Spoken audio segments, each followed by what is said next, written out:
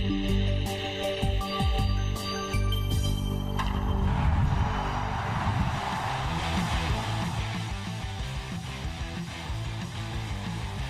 into Banana Ball live on True TV. The greatest show in sports has made its way to Iowa City for the first time ever. Kinnick Stadium, home of the Iowa Hawkeyes football team, hosts this two-game series between the Savannah Bananas and the Firefighters. The Bananas come in sharing first place with the Texas Tailgaters and turn to their ace, Austin Drury, with revenge on the mind. While the Firefighters sit just 4 games out of a playoff spot and send last year's Pitcher of the Year, Ben Dumb, to the mound for the first start in his Banana Ball career. We're live on True TV, HBO Max, and the Bananas YouTube channel 2.5 hours later than planned, but better late than never. The Lightning has moved on, and we've got late night Banana Ball for you. As we welcome you inside with the statistical savant of Banana Ball, Josh Talevsky, I am Biko Scala. Thank you so much for spending your Big Tiger Friday with us here in virtual Banana Land. Well, Lightning set us back 2.5 hours, but we're going to get to see the Bananas and Firefighters do battle for the 5th time this year. So far, the series split 2 games apiece. Well, I don't think the weather is going to faze either of these squads. Traditionally, we've seen the Bananas dominate this rivalry. 31 wins, 8 losses all time against the Firefighters. But 2026 has been a different story. These teams with 2 wins apiece against one another, and the Firefighters got the crucial sweep in Lincoln, Nebraska. I know they are still riding that energy into this series. We're less than 15 minutes away from first pitch here, but bear with us as we take a quick trip back in time. 3 weeks ago, the Firefighters had already taken down the Bananas 2 nights before this in Haymarket Park, the baseball field for the Nebraska Cornhuskers. Now it is June 13th, and the Firefighters are the headlining team in their first ever football stadium game. Over 85,000 fans, the 3rd largest crowd in Banana Ball history, and right from the get-go, first 2 plays of the game, double trick plays, Lacey and Peanut teaming up with Mason Maxwell, who would have a historic night. All in all, 8 trick plays, which would set the record for first baseman. That was 6 going into this, and doing damage with the bat as well. Walk-off homer to tie the game at 1 point each in the 3rd. Yeah, Maxwell was certainly the star performer for the Firefighters last night, or that night. But let's not forget about Tyrion McDowell. The very next inning, he was the first batter of the frame. He earned a 2nd point for the Firefighters. They didn't do a ton of damage offensively, but when they got the runs, it came via the long ball. There is trick play number 7 for number 7. Double trick play action with South Trimble as Mad Max here in his 2nd campaign with the Firefighters. Their 11th round draft pick going under the leg, setting Banana Ball history. As I said, he would end with 8. But drama in the 9th. It was 2nd and 3rd. 1 out, and Johnny Hummel bears down back-to-back strikeouts to sit down Max Young Goldberg and Robert Anthony Cruz, stranding a pair. And that set the moment for Eric Jones Jr., the former Savannah Banana, who played with the team from 2022 to 2025, facing off against his former teammate Danny Hosley. Takes the 1-2 pitch, deposits it into the seats, and the Firefighters not only earned that sweep, but get one of the biggest wins in their franchise history. Their first ever game in a football stadium, and they came out on top, 3-2 victors. And you saw between the 2 teams, 33 trick plays. That tied the Banana Ball record. It was an unbelievable show that these squads put in front of the 3rd largest crowd in the history of the sport. And it sets the scene for the month of July, which is just Bananas Firefighters for these 2 teams. This is a 2-game series here in Kinnick Stadium. We'll be back in action tomorrow night, hopefully starting at 8 p.m. Eastern, obviously. We're a little later here. And then after the 2-week break for the entire sport, it's July 24th through the 26th in Wrigley Field. That will be a Firefighters headlining series. They're the home team. All 3 games in the home of the Cubs. And then at the end of the month, spilling into August, a 3-game set in Grayson Stadium. Of course, the home of the Bananas. It is their headlining series. series. Yeah, and these teams, by the end of it, once they're in Savannah, Georgia, they are going to be incredibly familiar with one another.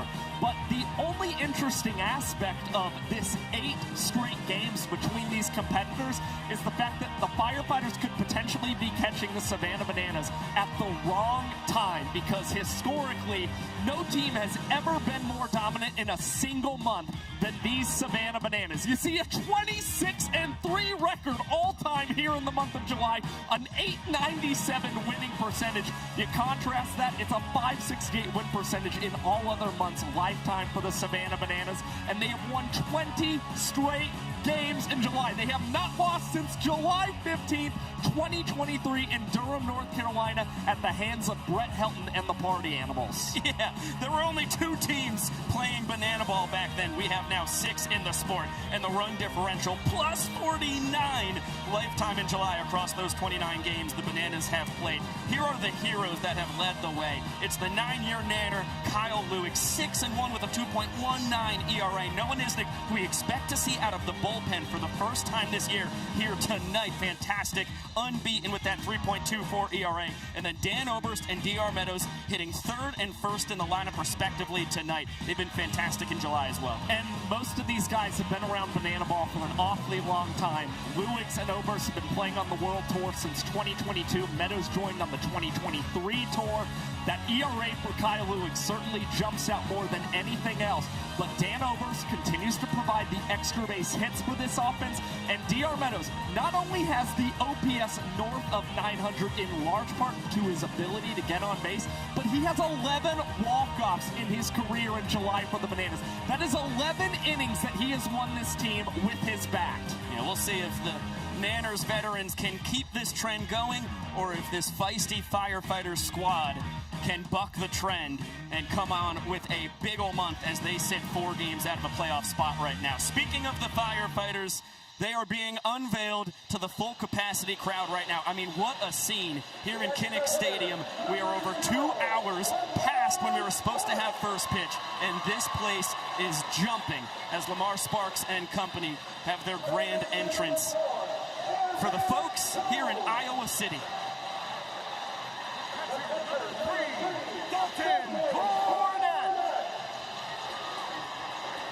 Right fielder number 10, Darian McDowell.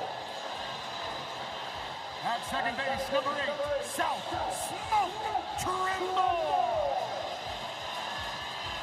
The left fielder, number 55, Tyner Tiny Hughes.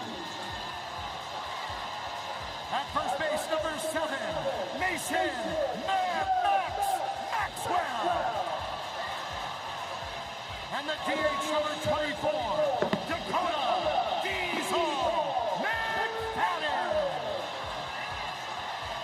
On the mound for the Firefighters tonight, number 18, Ben Dahl.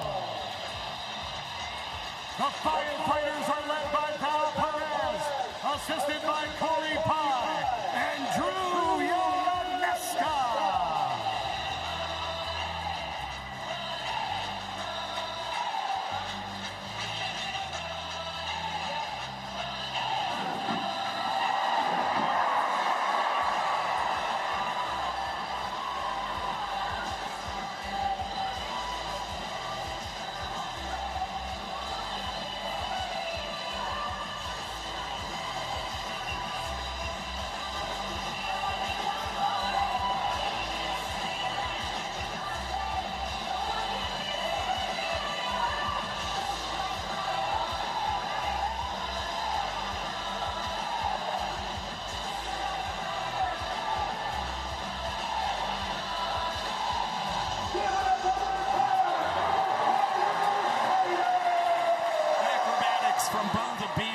The exclamation point on the Firefighters' introduction dance to the full capacity crowd here in Kinnick Stadium tonight.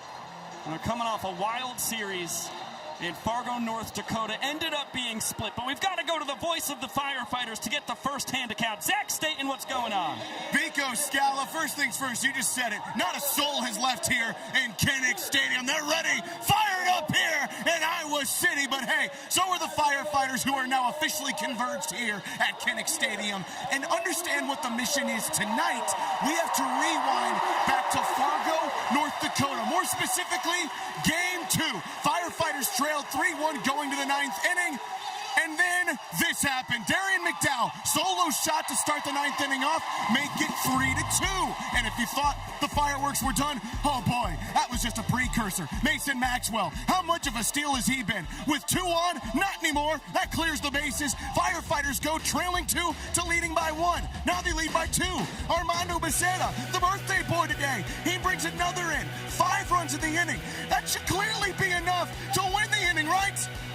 Hold that thought. Tyner Hughes forced out at third with the bases loaded. Oh, God, it went somewhere it wasn't supposed to.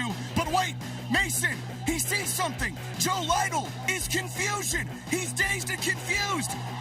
He thought he was in a pickle. Now he's out. And that's the unlikeliest of double plays ever. That surely should be enough.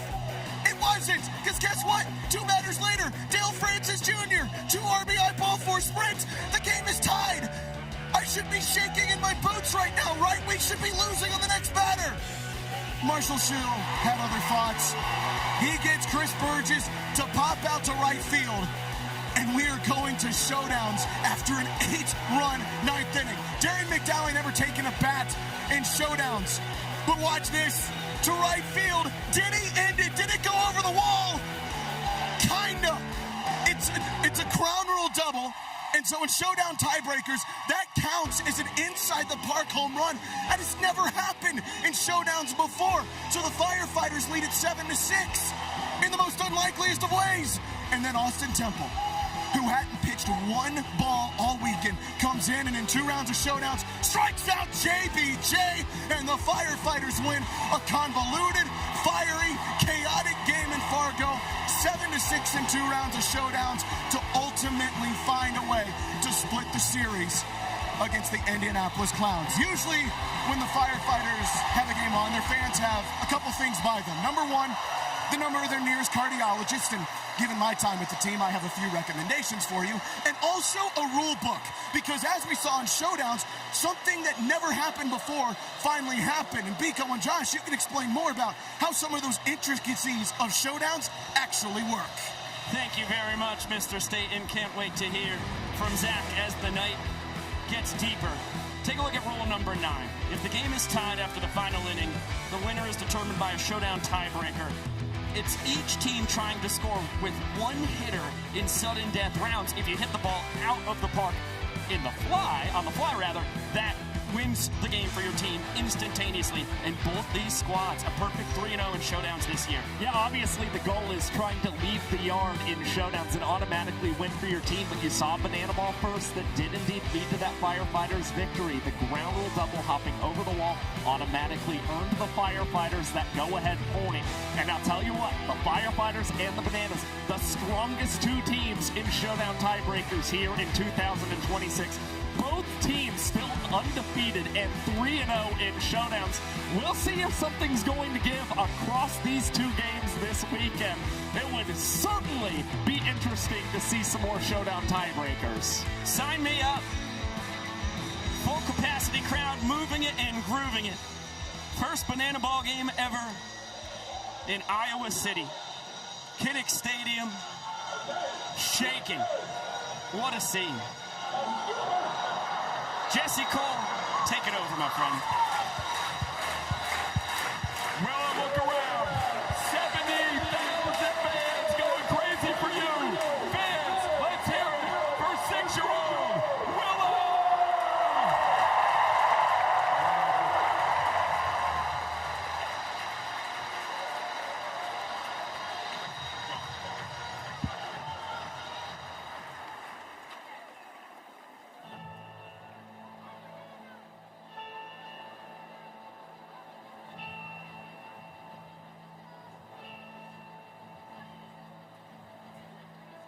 Ladies, gentlemen, boys and girls, and potassium enthusiasts from around the world.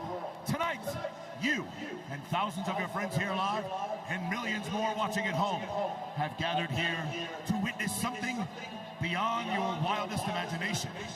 From Montana to Savannah, From the Isle of Man to Tokyo, Japan, the Banana Maniacs come from across the globe to witness this. This is not baseball. This is the Crucible, where the fastest, hungriest, and most entertaining players are forged. This is a game of the fans, by the fans, and for the fans. But this is not your granddad's pastime. This is not just another night at the ballpark. This game is baseball by birth, fruit by name, and an absolute worldwide phenomenon by the grace of God. This is the time for all 70,000 people here in Iowa City to get on your feet and give me your voices. Because this is the greatest show in the sports. Ladies and gentlemen, this is Banana Ball!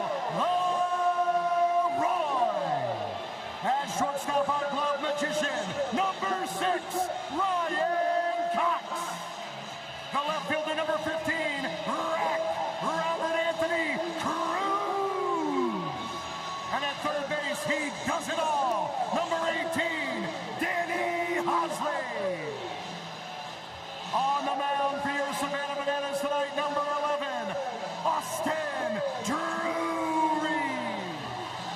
Your Savannah Bananas are led by Tyler Gillum, assisted by Adam Viral Pirate, Ryan Kellogg, Bryce Stover, and the legend, Reggie Horton.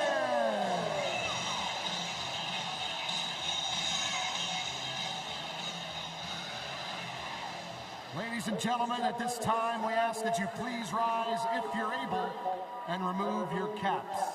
Here to honor America with the singing of tonight's national anthem, please welcome Lily Schloss.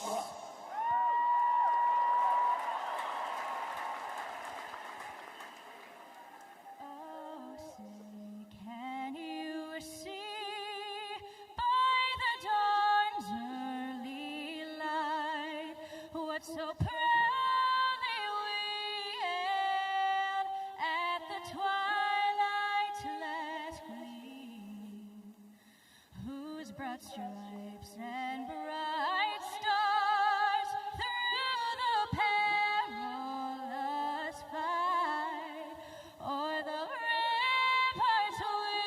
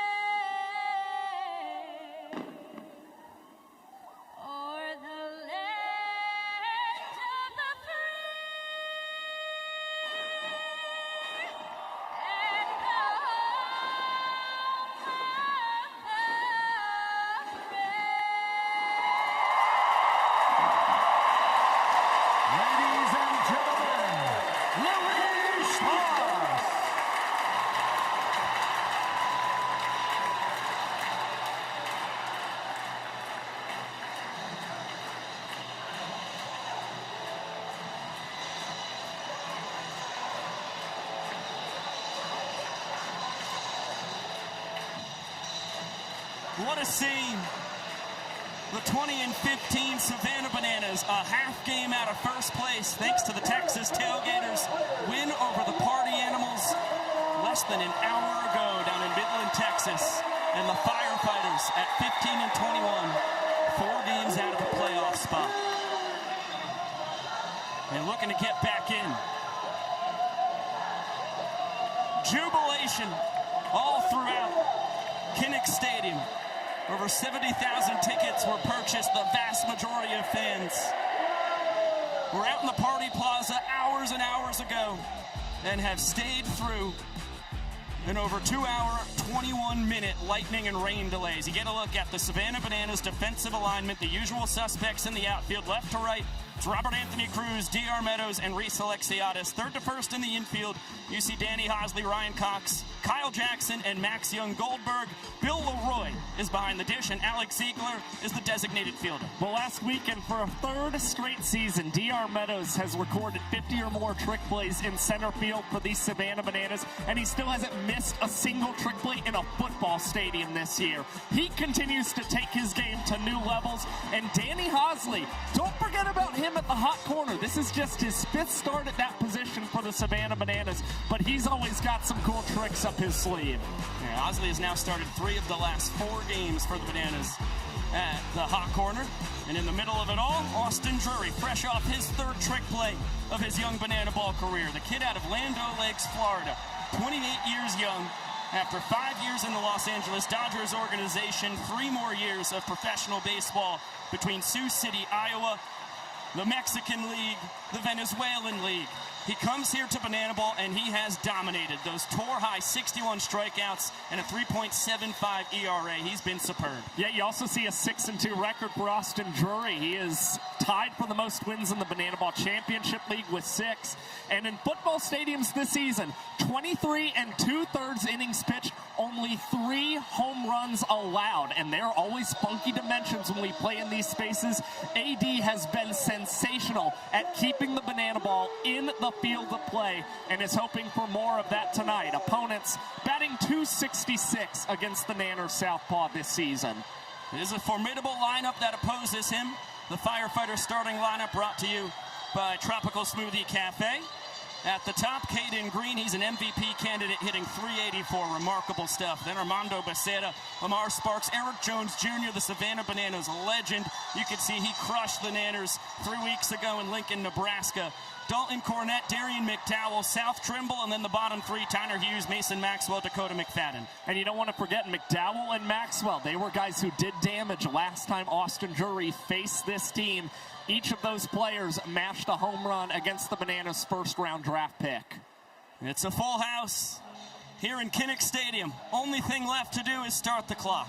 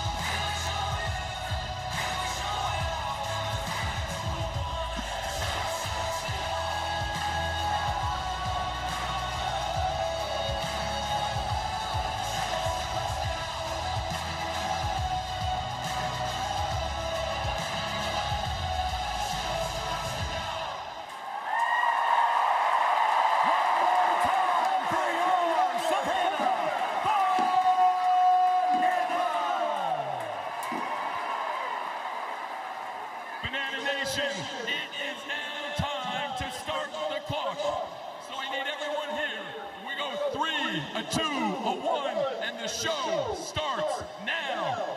Here we go. A 3, a 2, a 1. The show starts now. Showtime.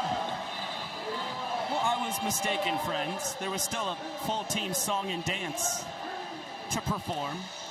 Now the clock has started. It's the 2-hour timer. Core to the young sport of banana ball. It only matters if it runs out before we get to the 9th inning. Caden Green, first pitch of the game, giving the fans a chance. They have waited now over 2 hours and 25 minutes past our scheduled first pitch time. As Peanut up the middle, Robert Anthony Cruz is there. Throw to first, just in time. Heck of a stretch by Alex Ziegler.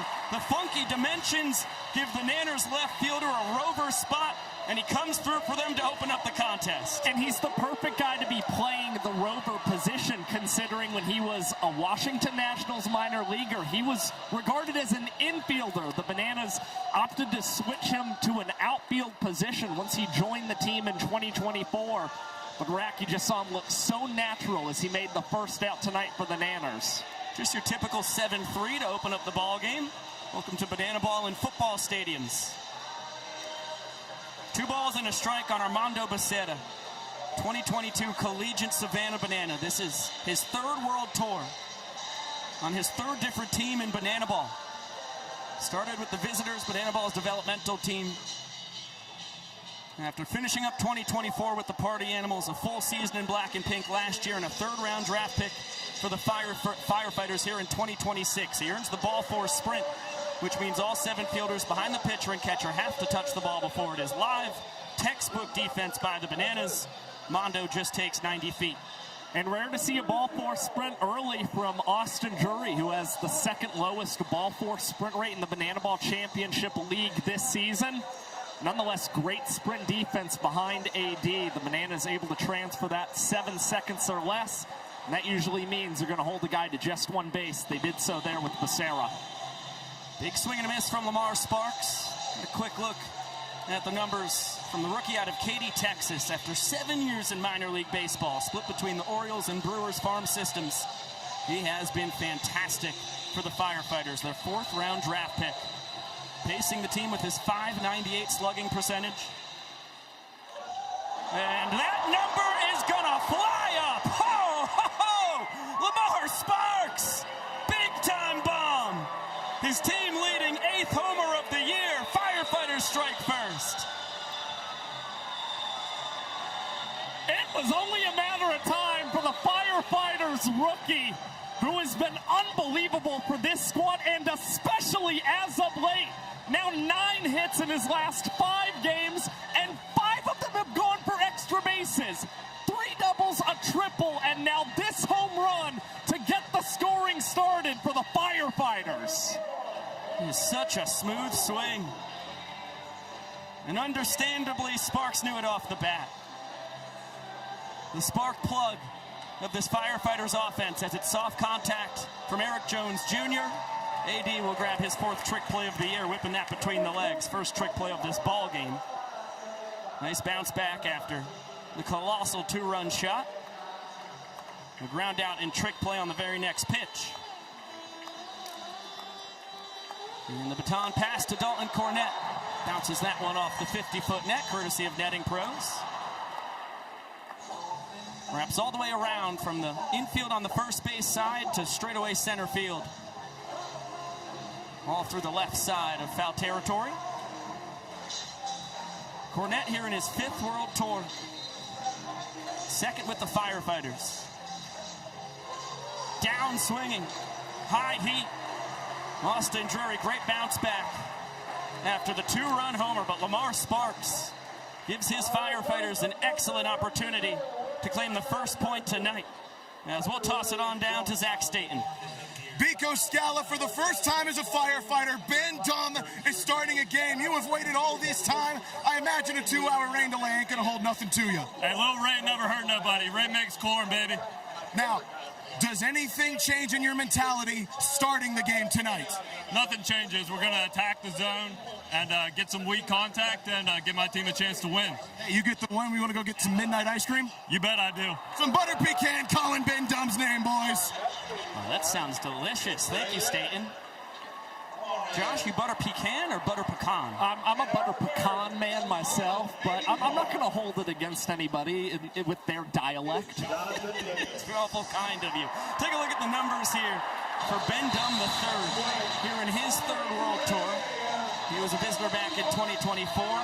The pitcher of the year a season ago. And finally gets his first career start. Yeah, this is his first start since 2018 during his time at VCU. In 278 career appearances for Ben Dumb, that includes his college career all the way to banana ball now. This is just his 23rd career start. So only 8% of his total outings ever have been starts. Not exactly a familiar spot for Ben Dumb, but this guy has dominated the Bananas in his career, a 2.19 ERA against this team. We'll now take a look at the Bananas starting lineup presented by Tropical Smoothie Cafe. At the top, as per usual, it's the Dr. David Ray Meadows, then MJG, followed by Dan Oberst, who is scorching. That would be a minimum 90 at-bats, or 90 plate appearances, rather. Just forget what you're seeing at the bottom of that batting lineup. KJ's cleaning it up. Then Alexiadis, Ty Two-Fly, Leroy, Cox, Rack, and Hosmer. Yeah, Dan Oberst was having a monster month of June for the Savannah Bananas. Batted well over 400 for this squad. Was the runner-up for Player of the Month to Kyle Martin. He's done everything right for this team and has 4 home runs in his last 4 games. So if there's anyone on a heater right now for the Nanners, it's Danny Barrels, their DH. And to clear up any confusion, to be qualified for batting average, you need 90 plate appearances right now. And Dan Oberst is third on the tour when it comes to qualified hitters.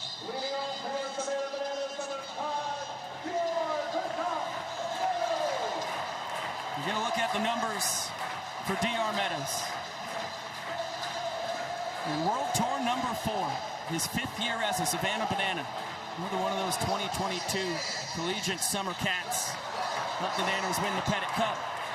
This is a home run in an elevator shaft. Is it going to be playable? It was, but it falls right between EJ and Zachary Bridges, the Firefighters' designated fielder. You expect to see behind the dish for all 9 innings tonight. Saw him talking to EJ, couldn't hear him. So another life for DR. Coming off an excellent weekend in Autzen Stadium up in Eugene, Oregon. 4 for 8 with a home run. Yet currently on a 9-game on-base streak for the Nanners, has scored a run in 5 straight contests. And looking to add on to that as he lifts this one shallow in the infield. Caden Green receives that one under the legs, and the Firefighters have their first trick play tonight.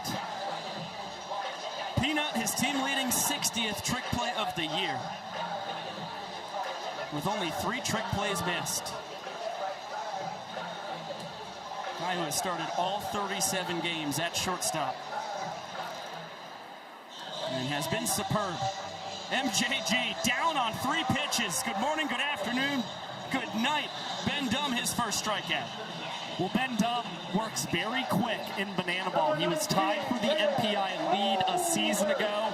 He's one of a handful of guys still averaging 3 outs in less than 4 minutes this season.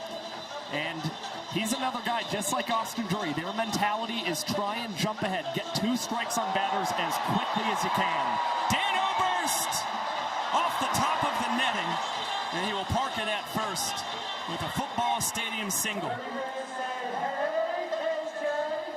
You see that launch angle from Oberst, you just think it's going to leave the yard. He had 2 home runs last weekend in Eugene, and boy, he's got the bug for extra base hits as of late.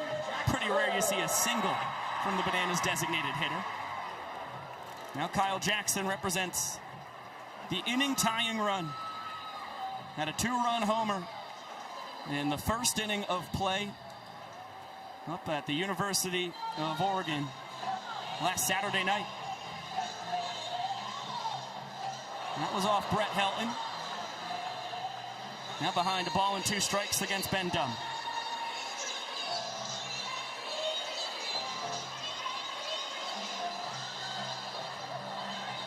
Defensive swing. Good job fending off the high heat.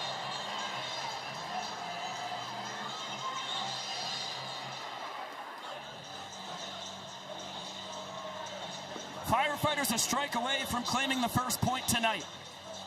KJ denies them that for now. It's a good battle right now for Kyle Jackson.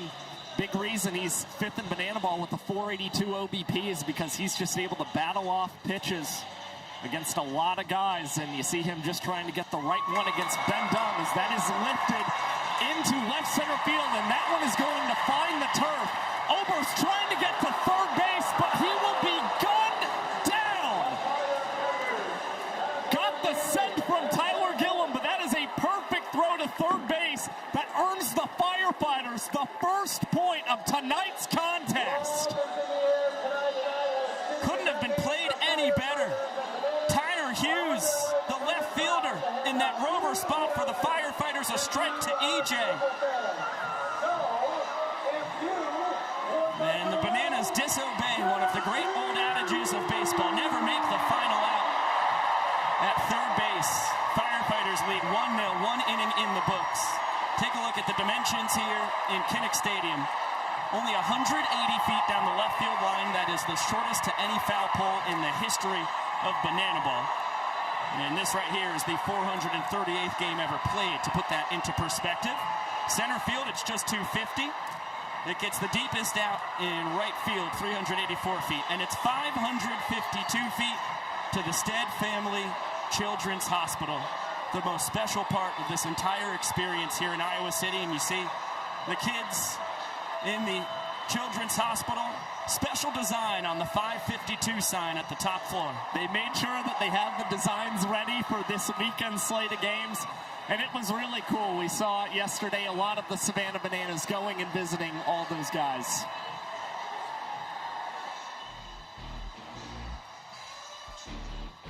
Reese Alexiadis, Bill Leroy, Max Young Goldberg, Austin Drury.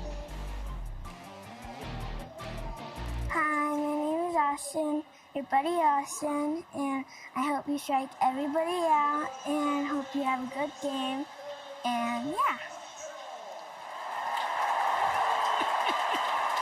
Oh, that is beautiful. From Austin to Austin. Drury and company made a lot of friends at the Stead Family Children's Hospital yesterday. As that's a towering pop right side. KJ taking control of the situation, and he will have it to take care of Darian McDowell, opening up our second inning of action.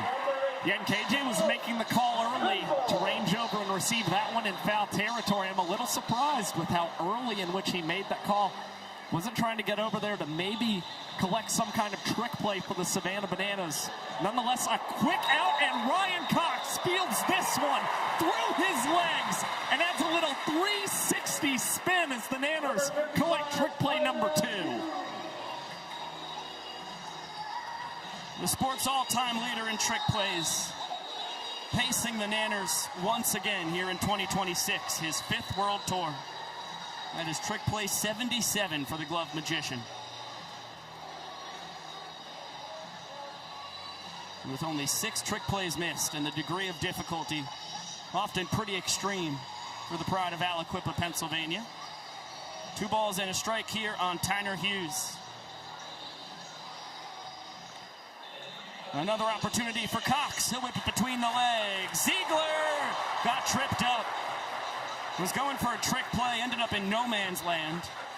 And he'll end up with a trick play missed, as Trey Hudson, the crew chief, was right on it. Ziggy was nowhere near the bag when he caught the ball. And when he received it, he thought that he was on the bag, which is really surprising. He didn't kind of feel a difference between the bag and the turf here in Kinnick Stadium. Nonetheless, the Firefighters with a little more life here in the top of the second. And it's Mason Maxwell up the dish, who's been very good hitting the ball to the opposite field this season. Talked about it on the pre-show. Mad Max was the showman of the game and hero for the Firefighters in Memorial Stadium 3 weeks ago in Lincoln, Nebraska. Behind 1-2 here. 8 trick plays, 1 shy of the single game record for a player. Extended the record for a first baseman by 2. Plus a walk-off home run to win the 3rd inning, tie that game at 1 point apiece. Firefighters would go on to win it 3-2. Hughes is off on the pitch, but Maxwell has to foul it away, too close to take. And again, his opposite field approach this season has been tremendous, considering just 180 to left field, but with 50-foot nets. 44% of Maxwell's hits have gone to left field. I know he's confident that he can conquer the netting once again, but he will cut through that heater from Austin Drury. And despite the trick play missed, no trouble for AD in picking up a clean 2nd inning. Drury picks up his defense. And what a view from the umpire cam on the mask of Vincent Chapman, the infamous dancing home plate umpire. And we're about to get one of the most special moments in Banana Ball history.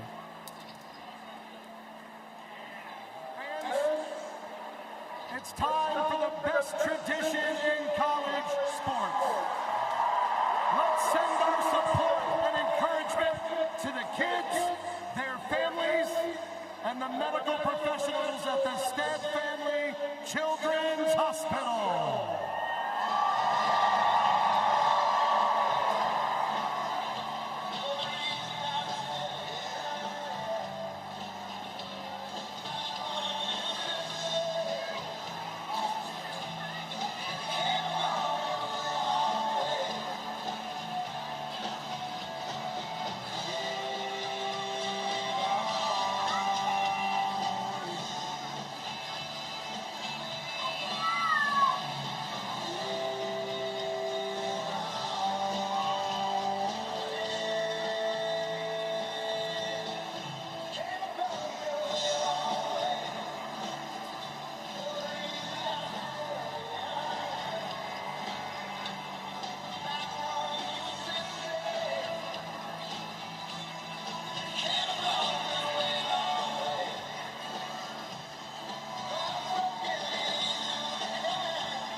One of the best game day traditions in sports, and it's all for the kids.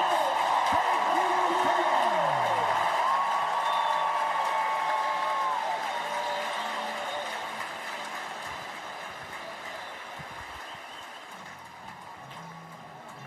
you, I'm not so sure I'm ready to talk quite yet. Wow.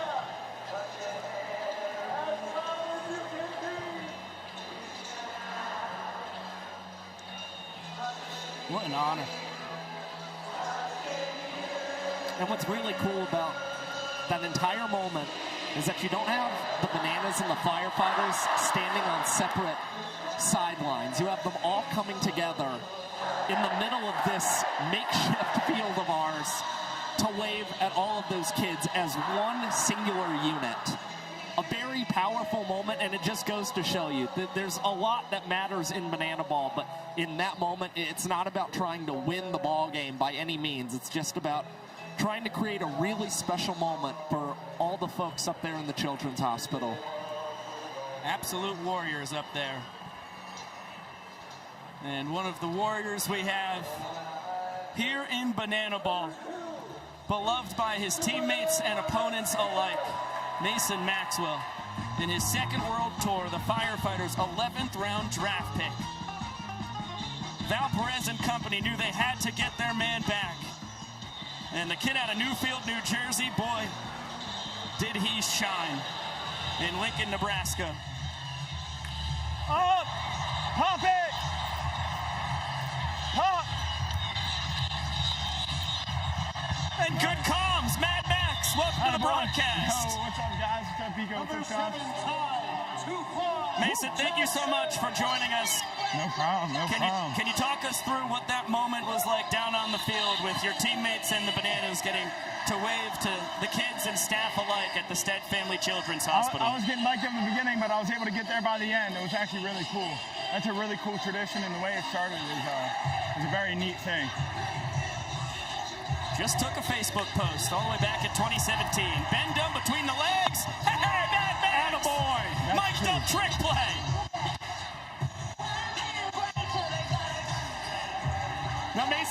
Max, that was the story of your night in Lincoln, Nebraska a couple weekends ago. A new record for first baseman, 8 trick plays. I mean, did something feel different for you in that contest, or did it kind of feel like the same old for you? I mean, you had really taken things to a new level. You gotta rock, you gotta put on a show, you know what I mean? I felt like all the other first basemen were getting a lot of acknowledgement, which they should, because there's some really good first basemen in this league. I really wanted to be there up with them, and it's a cool thing in this organization. We got everybody, every first baseman in this league always wants to push each other, whether we're playing the Tailgaters, Coconut, Shorter Brewer, Taylor Justice, Ziggy. We're always talking about upping the ante in this. Big swing and a miss from Bill Leroy. He's behind 0-2. And a good fight. How cool is this? We're in Wrestletown, USA, baby. Yeah, this got to be as special of a stop as you've ever had.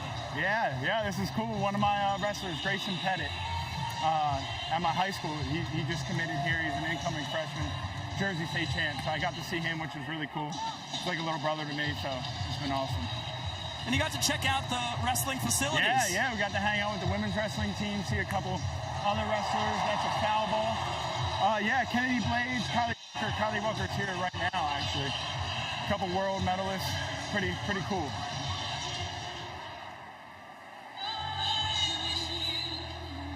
One, two again. Yeah! How there we about go. Bendum? That's a good inning. Hey, MPI guy. 2 minutes and 12 seconds, Mad Max. MPI guy. You know, he likes to rock. So. Well, it was brief, but that meant it was a great half inning for your Firefighters. I love you guys wherever you are. Hey, keep crushing it, Mason. Yes, sir. Goodbye to Mason Maxwell, and goodbye to you, just for now. We'll be right back.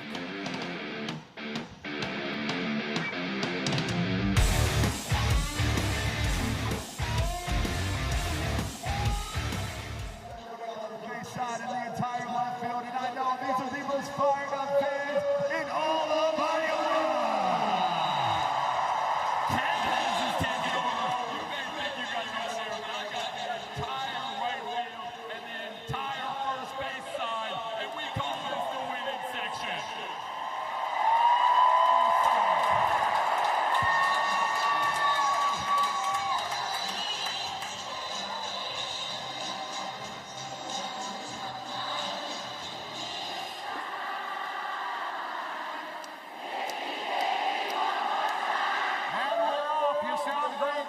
Point's going to go to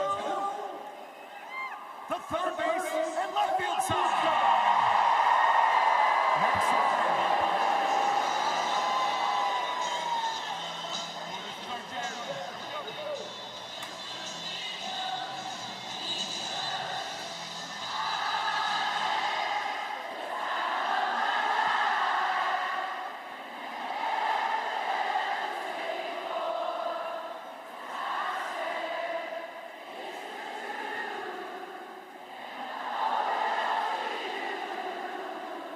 You sound incredible. That point goes to the first base and right field side.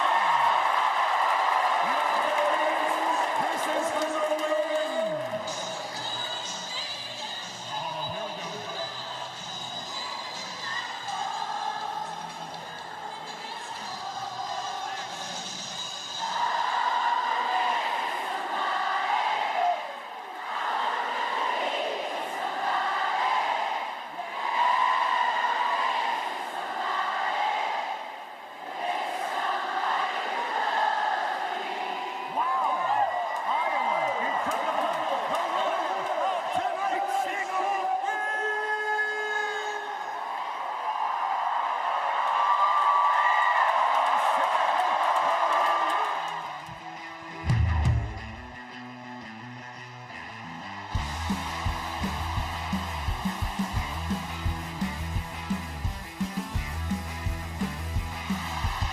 Banana Ball on True TV, presented by Tropical Smoothie Cafe.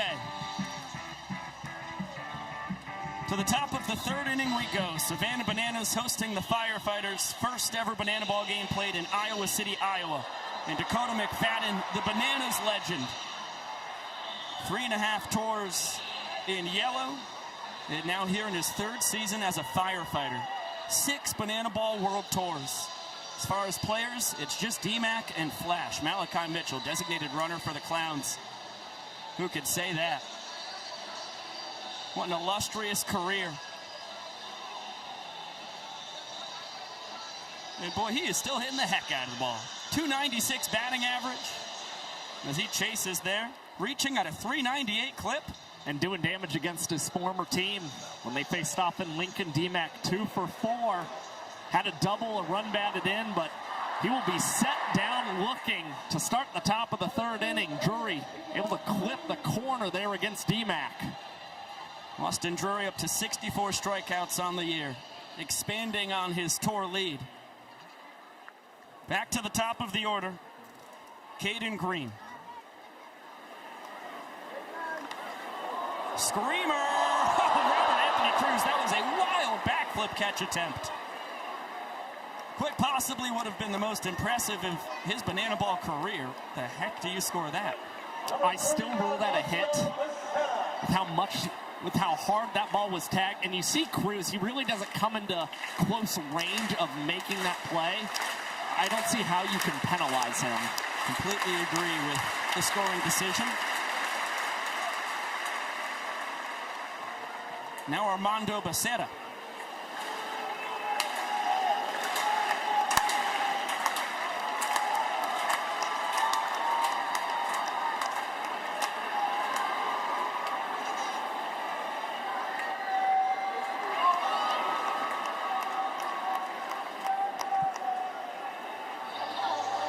I guess just a Taylor Swift fan, absolutely elated that she tied the knot with Travis Kelce and MSG tonight. Congratulations to the newly minted, officially legally married couple. What a moment for that guy. Wonder what he thought of the Adam Sandler officiant performance. Becerra just able to get a piece of that to stay alive. Were you familiar with that? I knew that he was officiating. Was this broadcast live? Like, could you watch this, the wedding? I don't know. I kind of assume a Swiftie like that definitely has access to a live feed. Yeah, that son of a gun just hopped out of the stands. Hey, I think that's Cody Fluffman. Classic Banana Ball shenanigans. Payoff pitch. Bounding ball. Cox behind the back flip to Cruz. Turn not in time. Mondo can really fly. But Ryan Cox will grab his second trick play of the ballgame. Firefighters lead 5-3 in trick plays as the away team. They are hunting that equalizer point. The away team can get a point not available to the home team if they have more trick plays than the home squad going into the final inning. As the home run hitter, Lamar Sparks, 2-run no-doubter was the difference in the first inning. Reason why the Firefighters have the lone point in this ball game so far. They set it back in time after the Drury pickoff attempt. Even though Mondo's got tremendous speed, just picked up his second steal of the year last weekend in Fargo, North Dakota. 2 for 2 in his tries. I don't think you want to run yourself into a third out, and especially when a guy over 50% of his hits have gone for extra bases this season. You just want to trust in what Lamar Sparks can do in this order for you.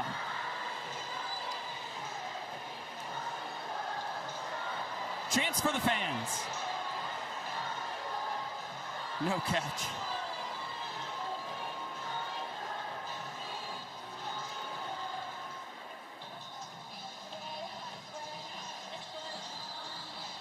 Another 1-2.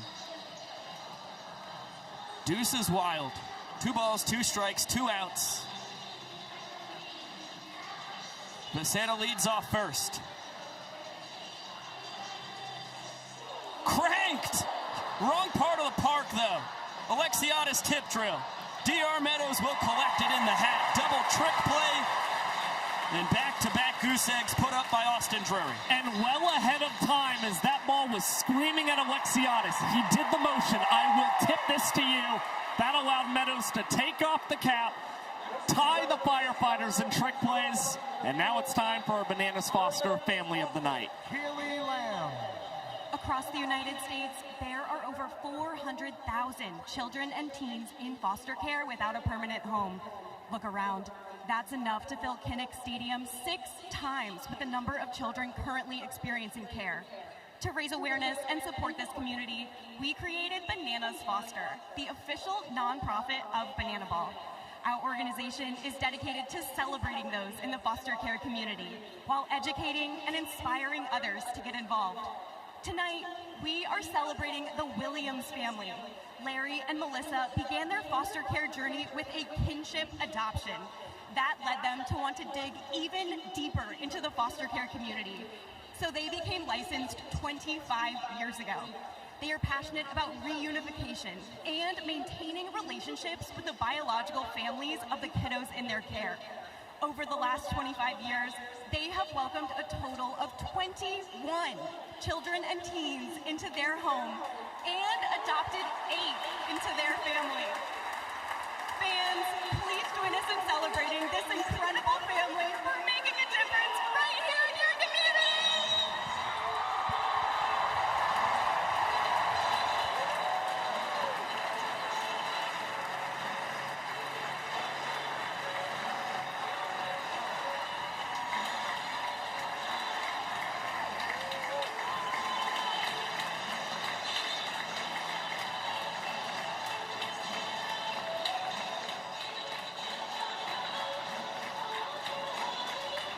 Another beautiful moment for us here. Massive shout out to Larry and Melissa Williams, doing yeoman's work in the foster care community. True superheroes. 25 years of supporting the foster care community, reuniting children with their biological families, which is always the #1 goal of foster care, and adopting 8 into their forever family as well. The tip of the cap to the Williams family. Banana Band blasting away. Middle of the 3rd inning here in Kinnick Stadium, home of the University of Iowa Hawkeyes. Firefighters up a point. Bananas just need 1 run in the bottom of the 3rd inning to knot it up. And it's going to be the bottom 3 in their order against Ben Dunn, who has looked awfully sharp here in his first career Banana Ball start. Yeah, this isn't exactly surprising. Again, like we said at the top of the show, Dunn with a career earned run average of 2.19 against these Savannah Bananas. And the thing is, the Bananas have really never been able to string lots of hits together against Ben Dunn in his Banana Ball career. If they've been able to get runs on the board, it has come via the long ball. I think back to an Oberst home run in Coors Field last year. Robert Anthony Cruz had a walk-off home run against him in Baltimore. But the Bananas, they need big swings to be able to score against one of Banana Ball's best pitchers. So far, the only long ball tonight off the bat of Lamar Sparks. It was the difference in the 1st inning, as Ryan Cox takes a fastball for strike 1. Cox, Cruz, and Hosley as this one swatted high and deep out to left center. Right on cue. Ryan Cox, inning winner. We're tied at 1.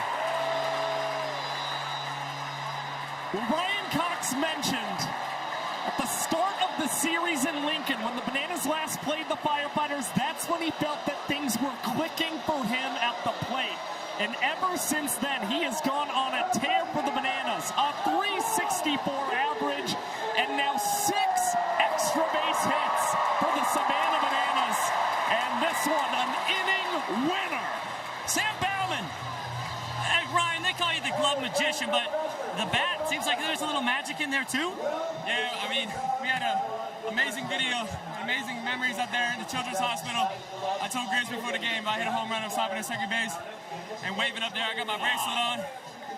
Shout out my boy Os, man. Such an amazing time. I love you, Iowa. It's bigger than Banana Ball. Ryan Cox, man of the people. Couldn't have said it any better. That's a special home run for the man here in his 5th year as a Savannah Banana. Got the launch angle, sent it out to the short porch. And back-to-back weekends with homers for Cox. Yeah, and it's really cool to see the guys who made journeys over to the Children's Hospital the other day making an impact in this game. Drury and now Brian Cox for the Bananas. Zach Staten, what's happening down on the turf? Pico Scala, I've got Val Perez, head coach of the Firefighters. Hey, I know Mother Nature tried to take this away from us, but to wave there in the middle of Kinnick Stadium, the Children's Hospital, I bet that was worth the wait. That was incredible. You know, before the game, Zachary Bridges gave us a little chat about exactly what we're about to do, and we know it's been building. We had an awesome guy come and let us know, or announce that we were coming here last year, and he's here today. I know Viro was with him earlier, and so it's bigger than the game, and I mean that's a constant reminder, and just to have everybody in the field, arms in arms, waving to everybody up there, it was incredible. Such an awesome moment. Another awesome moment, Lamar Sparks' first swing of the game is a 2-run blast to get you guys a point. What can you say about his rookie year? He's exploded as one of the best home run hitters in Firefighter history. Absolutely. He's definitely got it figured out. He's been growing and just improving more and more as the weeks go on, getting more and more comfortable with the plate as you're seeing. Obviously we're at a football stadium, it's a short porch, but in my opinion that's a home run anywhere, so he's looking good. I will let you go, Coach, third base. By the way, her daughters and wife are right over here watching right at third base, so they can wave to you guys as we send it back up to Pico and Josh. Thank you very much, Staten. Family affair down outside the Firefighters dugout as you get a look at the Stead family Children's Hospital, the most special part of Kinnick Stadium. That was built in 2017, overlooking the stadium. And what a special view for young warriors and their families going through as tough a times as are possibly imaginable. And getting a little joy, a little reprieve as Banana Ball gets to make its Iowa City debut. An 0-1 count on Eric Jones Jr. kicking off our 4th frame of action. And a quick pause in the Banana Ball for a dance from our home plate umpire, Vincent Chapman. To the delight of the full capacity crowd, may I add.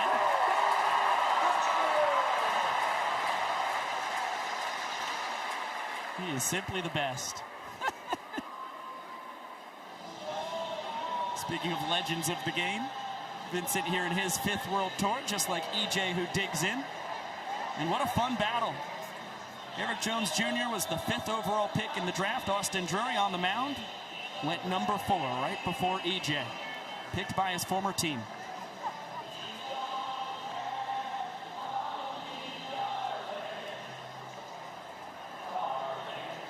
Off speed has Drury back ahead, 1-2. EJ, friendly fire as he fouls that straight into his dugout. EJ, of course, played 243 games as a Savannah Banana. He's in his first season with the Firefighters, but there are many Bananas who've been worried about a revenge tour for EJ as Alan Ziegler makes an unbelievable play down the first base line. And he is still able to collect a trick play at the exact same time for the Savannah Bananas. You see him bounce that through the legs. Unbelievable from the Bananas designated fielder. Janet began her career in the fire service in 1987 and joined the Iowa City Fire Department in 1990, and she served in the department for over 35 years. This commitment has earned her the distinction of being Iowa City's most senior firefighter. Janet has helped to make Iowa City a safer place for all who live and work here.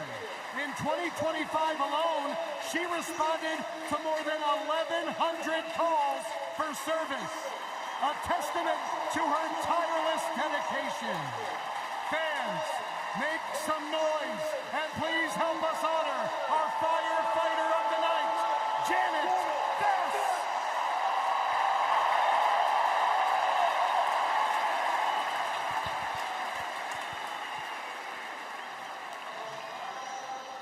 What a special treat for all of us to have a living legend, Janet Vest, in attendance, longest tenured firefighter in Iowa City. Ziggy fielded between the legs. Back-to-back trick plays for the Bananas designated fielder. It was highway robbery, taking extra bases away from EJ, and then light work on the bouncer between the legs to put away Cornett. What kind of goes back to what I was saying about Eric Jones Jr. A lot of Bananas were worried about a revenge tour for EJ, but when you get premium defense from the guys behind you, you don't have to worry about that as much. Two terrific plays from Alex Ziegler, and the Nanners up to 7 trick plays in tonight's game. Speaking of premium, Darian McDowell, 0 for 1. Popped out into foul territory to KJ Ziggy. Fielded between the legs again. He's going to bounce it right back to himself. A trio of trick plays for Ziegler. And that's 3 straight scoreless frames from Austin Drury. We're knotted at a point apiece. Middle of the 4th inning. Banana Ball live on True TV.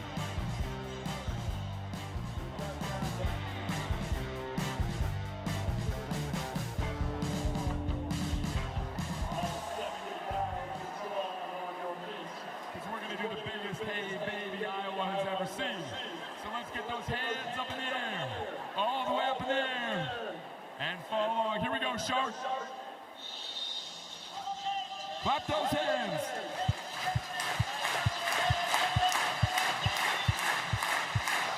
You guys look good. Get those arms going.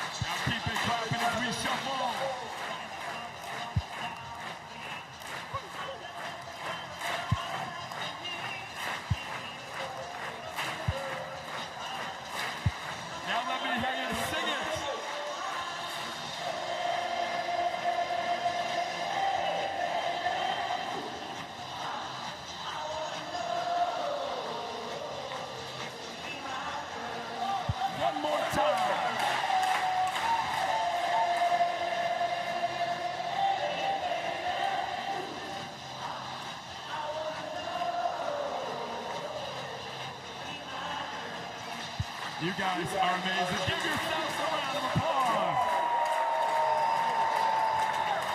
And give yourself a round of applause. YouTube, it's just us for another 20 seconds. YouTube, thank you for braving a delay with us, although I'm sure you got to watch some other great Banana Ball games. What a night.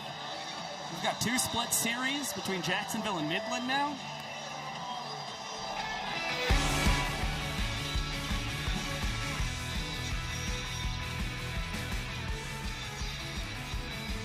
Full capacity crowd here in Kinnick Stadium in Iowa City, Iowa.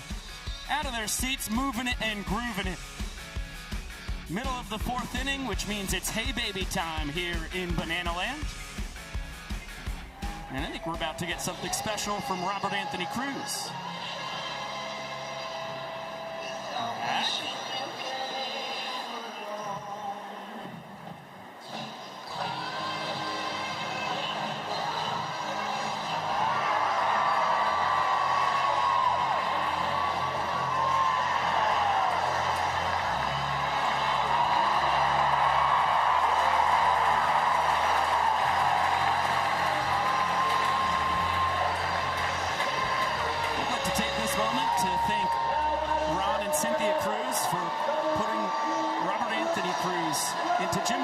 As a child. Little did they know they were creating the perfect Banana Ball player. As Rack skies this one, they'd be gobsmacked if a fan can catch it. They do not. Yeah, Cruz participating in competitive gymnastics until he was 9 years old. Started very early in that field, but something that's been with him throughout his entire life, and it is certainly translated on the banana ball diamond.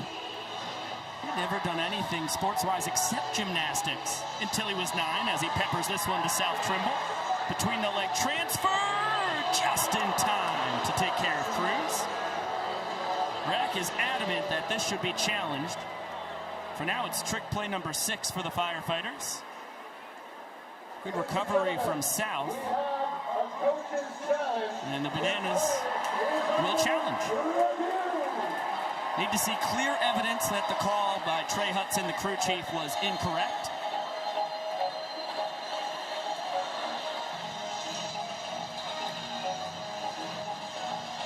First look, I think the call is going to stand. Have a minute to look at all the angles. The umpires, if they see something concrete before that, can just decide, okay, we've seen enough. Control room is saying this is the best angle we've got. And look, ball in glove. Yeah, that looks like it's going to stand. He was out to the naked eye as well. I mean, it doesn't get closer than that, that's for sure. When does that foot hit first base? Ball doesn't have to be in the back of the glove, it just has to get into the glove. I'll tell you what, the close angle was pretty fascinating. After further review, the ruling on the field stands. Saw that coming. The Boo Birds are out. Unsurprising. Social media superstar. Challenge does not go Rack nor the Bananas' way. Yeah, you see disappointment from Robert Anthony Cruz. It's got to be a similar feeling for the Bananas. Just 4 for 14 in their challenges this season. They've been awfully trigger happy, especially over the last couple weekends, and it has rarely worked in their favor. Yeah, saw the Bananas burn a challenge in the second inning in Eugene on a call that wasn't anywhere close to being overturned at first. Danny Hosley, screamer off the netting. It'll be a long single. And we're going to have another guest.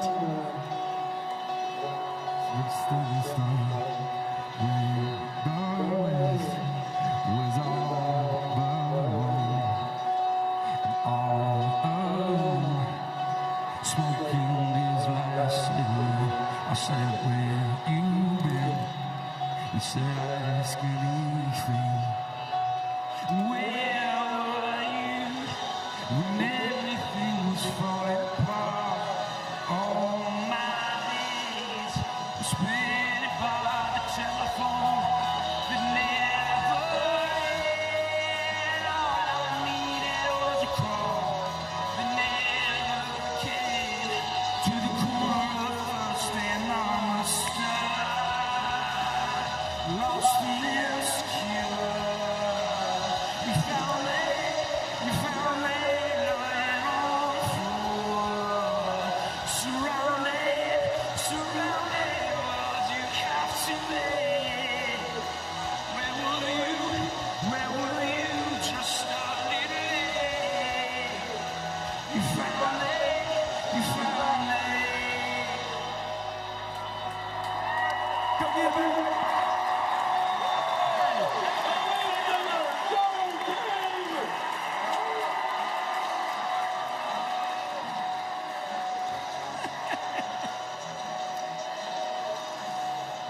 There goes Hosley, taking off on the first pitch.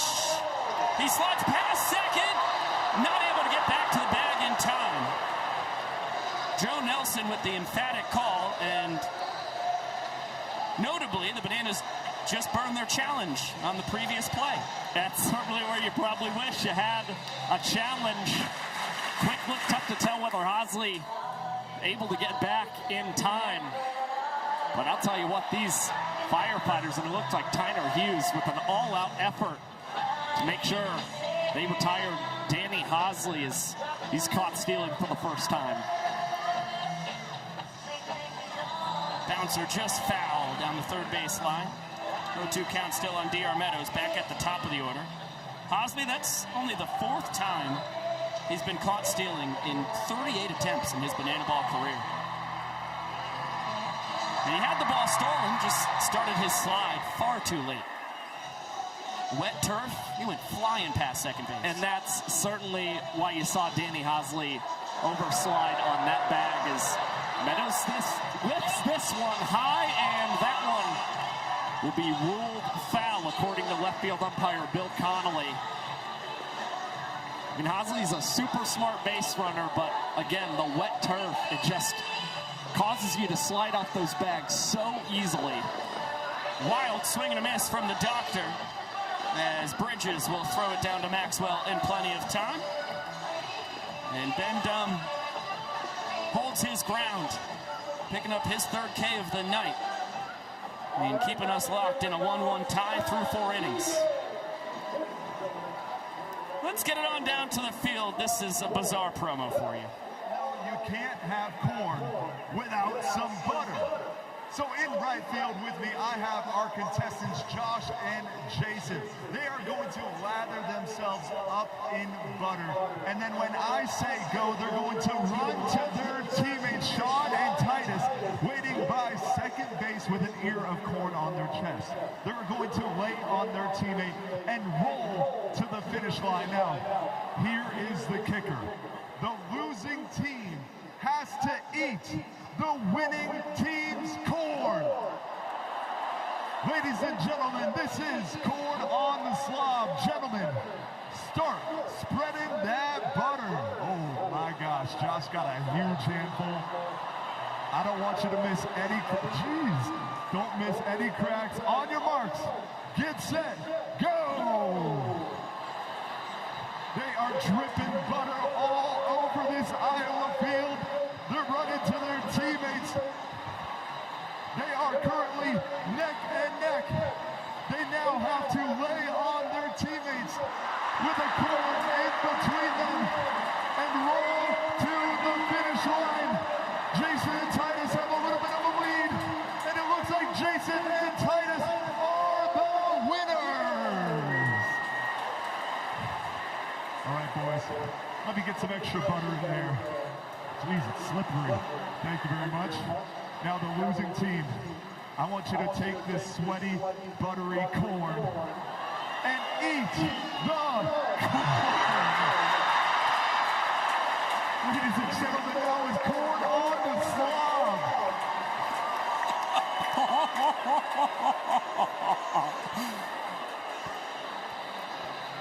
What hath we wrought? My goodness. Happy birthday, America. Happy 250. Oh, yeah. This is what we have evolved to. Now, fun fact, Beaker and I were the guinea pigs for that promotion a couple days ago, but we'll leave it up to you guys to guess which one was the slob. Dealer's choice.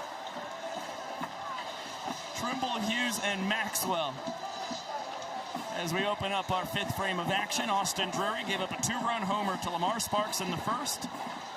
Since then, 3 straight scoreless frames for the former Dodgers farmhand. Pretty efficient as well. We're about to see his 64th pitch of the night. Another great fight by South Trimble, who has been so valuable. Primarily the designated runner. But a guy hitting .375 with a .483 on base percentage in his limited action this year. Yeah, this is his 10th start offensively for the Firefighters, but he continues to just find ways to get on base. And he's collected a couple doubles as well for the Firefighters, as this one is over to Ryan Cox, and he and Alex Ziegler will team up for another double trick play in this ball game for the Savannah Bananas. Alexiadis and Meadows had one in the third. Now it's Cox and Ziegler with one to start inning number 5. The between the legs scoop from Ziggy is fantastic.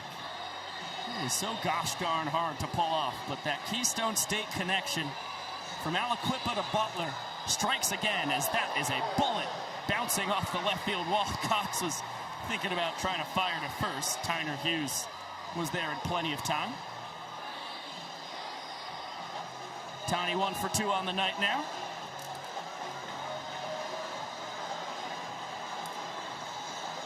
Able to barrel up the AD off speed. Nice evasive maneuvers there by Bill Connolly, left field umpire. Mason Maxwell, specialty walk-up.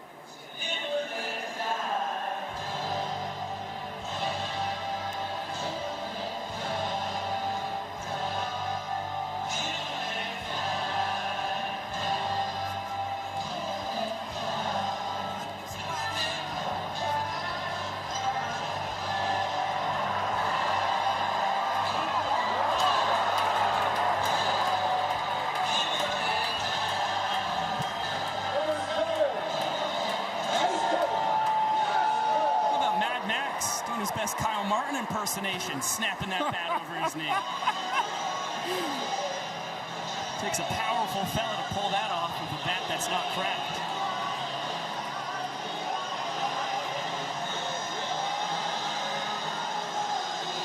Mason Maxwell is exactly that, as of course is K. Martin. It is tour-leading 21st home run tonight. Back-to-back evenings with the long ball. Just barely missed another last night in the 9th as the Golden Batter moonshot down the right field line.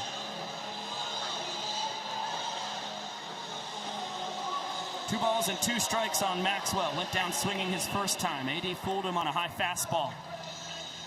See what he goes to on the 2-2 here.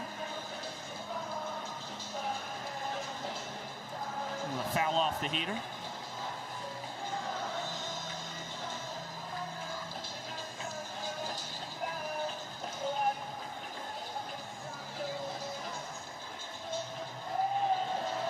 Back pick, Hughes wise to it.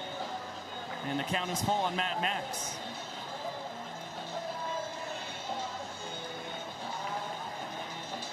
See if Tyner goes on the payoff with 1 out. He stays put, and Maxwell able to spoil another fastball. This is a nice at-bat so far for Mason Maxwell, who hasn't been known for drawing many ball four sprints this year, actually in the bottom 5 in sprint percentage. But he's going to work one here against Drury. Can't get the call at the bottom of the zone. And so that'll put men on the corners for the Firefighters with just 1 away. An impressive 8-pitch battle there between AD and Mad Max. Yeah, it's tough to tell exactly where that fastball was with the camera positioning here in a football stadium. Looked like a pretty darn good pitch at the bottom of the zone. Drury is pretty composed with his mannerisms on the mound normally. He wanted that one badly, understandably so. You saw him hopping up and down on the pitcher's mound. It's a guy who's told us that he really prides himself on his composure on the pitcher's mound. Nonetheless, you see AD, if anything, he's just taking as a chip on the shoulder right now as he jumps ahead of D-Mac quickly 0-2. Nothing else he can do. Runners on the corners. The 0-2 pitch to McFadden. What a fight. I mean, Drury is every bit of 92 to 94 miles an hour with the gas. He can get up to 95 and 96 in a big spot, and this is exactly that. Another 0-2. And another fight. McFadden fouls off a heater above the zone. Good attempt by Leroy on the ricochet. Yeah, now that you've got D-Mac seeing heater up, it's the time, especially still ahead 0-2, you can start to switch up that eye level. Try and go to a breaking ball low and in that turf and see if D-Mac expands his zone. Went to the changeup, McFadden. Heck of a take. Still have that back foot slider in Drury's back pocket. 6th pitch to McFadden. That's a bullet right to Meadows. Throw to second in time. Heck of a stretch by Cruz. No, wow. Second base umpire Joe Nelson said Rack wasn't able to hold the bag.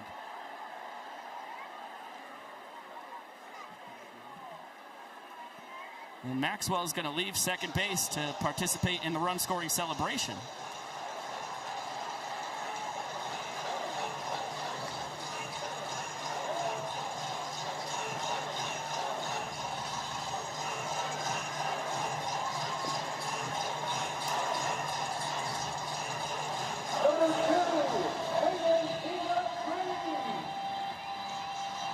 It looked like a heck of an athletic play by Rack. Not able to maintain control of the banana ball.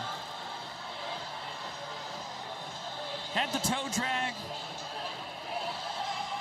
Didn't have the ball. It's a pretty important part of the equation. So 1 run in, still 2 runners aboard for the Firefighters. Their lineup turns on its head as Caden Green takes that just a smidge outside. Drury shaking his head once again. Not a fan of Vincent Chapman's strike zone here in the top of the 5th inning. And I think that's a strike. I'll be honest. Now we have to be honest. That's a strike. Well, I think you get more frustrated with it, considering the Firefighters have done a great job spoiling a lot of Austin Drury pitches in the zone. You've seen a lot of balls fouled right back to that netting right behind home plate. And so when you can't get calls on these corners, it only makes you more frustrated. Yeah, you saw Leroy having a talk with Chapman there as Bill tries to barehand it, comes up empty.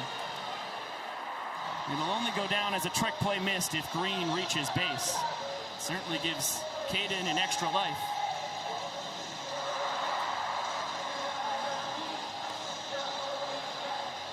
Pretty surprised Bill went for the trick play there. Yeah, and especially with a guy who's top of the order for the Firefighters and leading the team with 43 hits this season. I mean, Caden Green has been in MVP discussions for a large part of this season. Leading the Firefighters in batting average and OBP. Oh, yeah. There it is. AD and Leroy finally get the call at the bottom of the zone. That's a big strikeout. And Drury's well north of 20 pitches this inning. 1 run's already home. Traffic on the bases. He's able to pick up his catcher. It will not go as a trick play missed against Leroy. As Mondo fouls that one straight off the mask of Vincent Chapman. We hope he's A-okay. Well, this sets up a pretty interesting situation for Armando Becerra. When we last saw the Firefighters in Lincoln, Becerra was batting just .217 with guys in scoring position. All of a sudden, now entering play tonight, he's got a .321 average with scoring position. The hits have been coming often for Becerra, and a lot of times when guys are in a position to come across and score. Great to see Vincent Chapman able to shake off a foul ball straight off the mask. That's a ring of the bell right there. And now Mondo behind 0-2. Worked to sprint his first time. Bounced into a fielder's choice back in the 3rd. Chops this one to the right side. KJ between the legs quickly will shovel it over to Ziegler and put a close to a long top of the 5th inning. 6 Firefighters come to the plate. 1 of them come across it to score. And the boys in black and yellow. Great chance to jump back ahead in points. I think we're about to get a halftime show. Let's go down to the field for the mid-game shenanigans.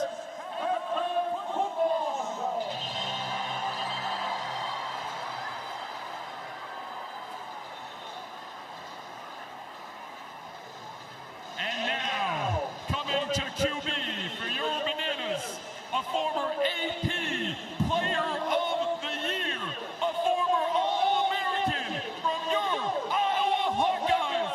Please welcome Brad Bates!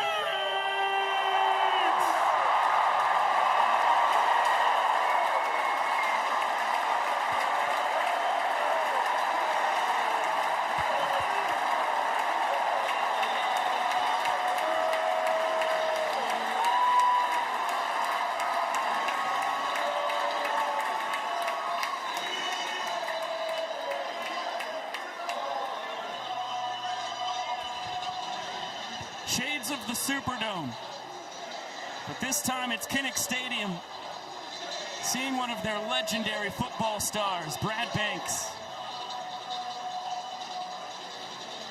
helped author Iowa's first undefeated season in the Big Ten in 80 years back in 2002. And he's under center for the Savannah Bananas. The Firefighters in on defense. It's a screen to Ty Jackson, and he's going to get pushed out of bounds right at the 7-yard line. Chippy after the play.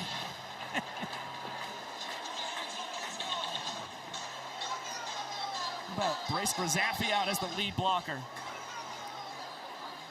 Jesse Cole. Now, coming in for tight end for your Bananas, a Super Bowl champion and a Pro Bowler and All-American from your Iowa Hawkeyes. Please welcome Dallas Clark.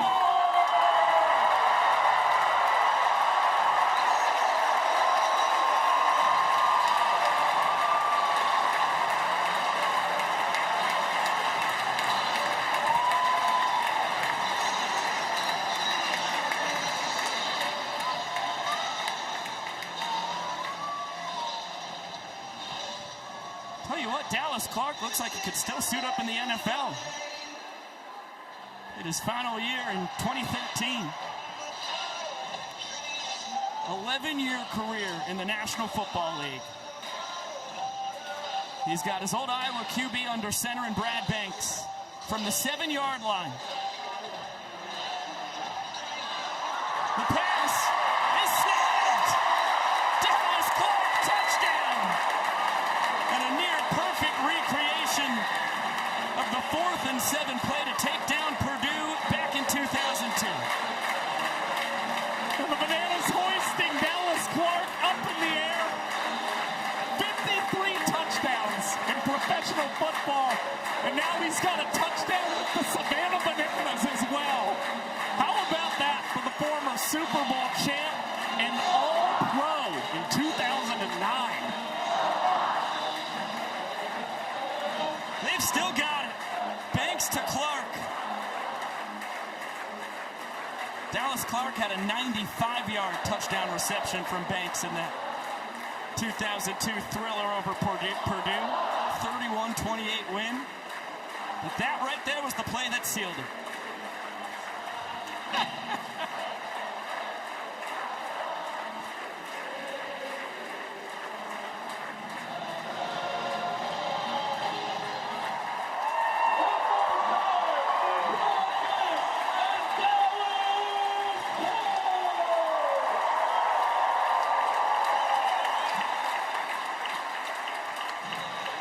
A heck of a moment for the Iowa Hawkeyes faithful who braved over 2-hour and 25-minute lightning and rain delay.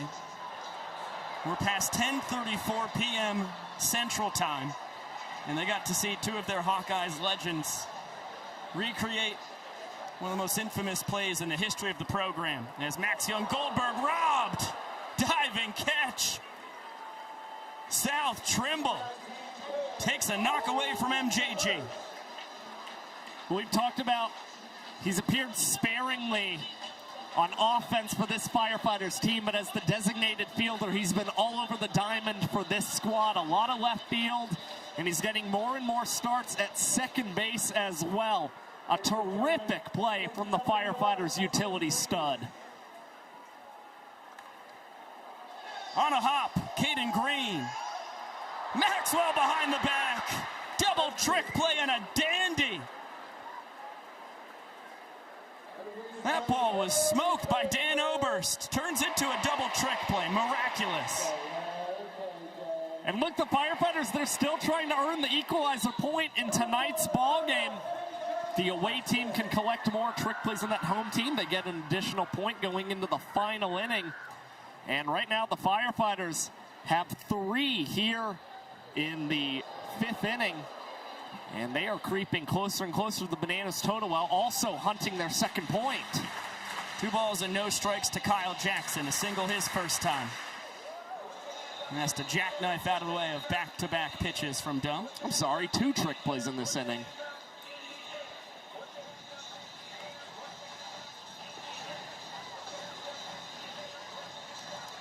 Still KJ's count.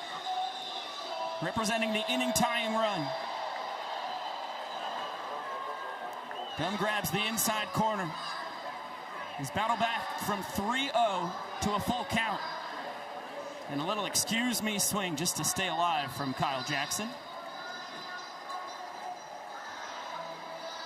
Peppered the ball off the netting in the bottom of the first, but Dan Oberst was thrown out trying to go first to third. Won the inning for the Firefighters. They're trying to retake the lead. They're a strike away. As Dallas Clark is the first base coach for the Nanners. Another 3-2 offering. Look out, KJ. He's plunked. Certainly accidental. And KJ okay. It's a 3-2 breaking ball. K-Jack will take his time as Ty Jackson checks on him.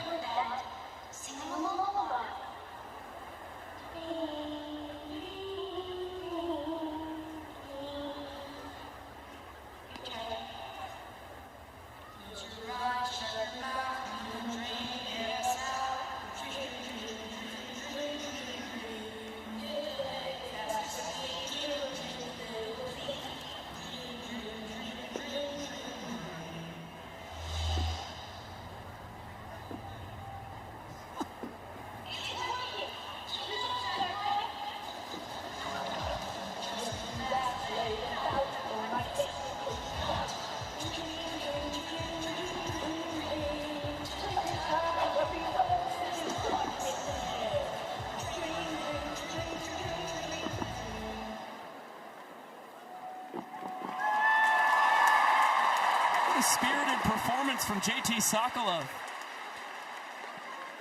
Playing Shark Boy as Ty Jackson was Lava Girl.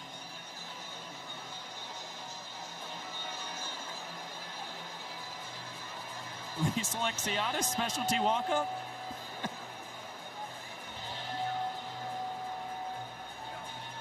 Ever since he was a young boy, he played the yellow ball. Manhattan beats of Brighton, he must have played them all. I ain't seen nothing like it in a stadium large and small. This strong, buff, and ride kid sure carries a mean banana ball.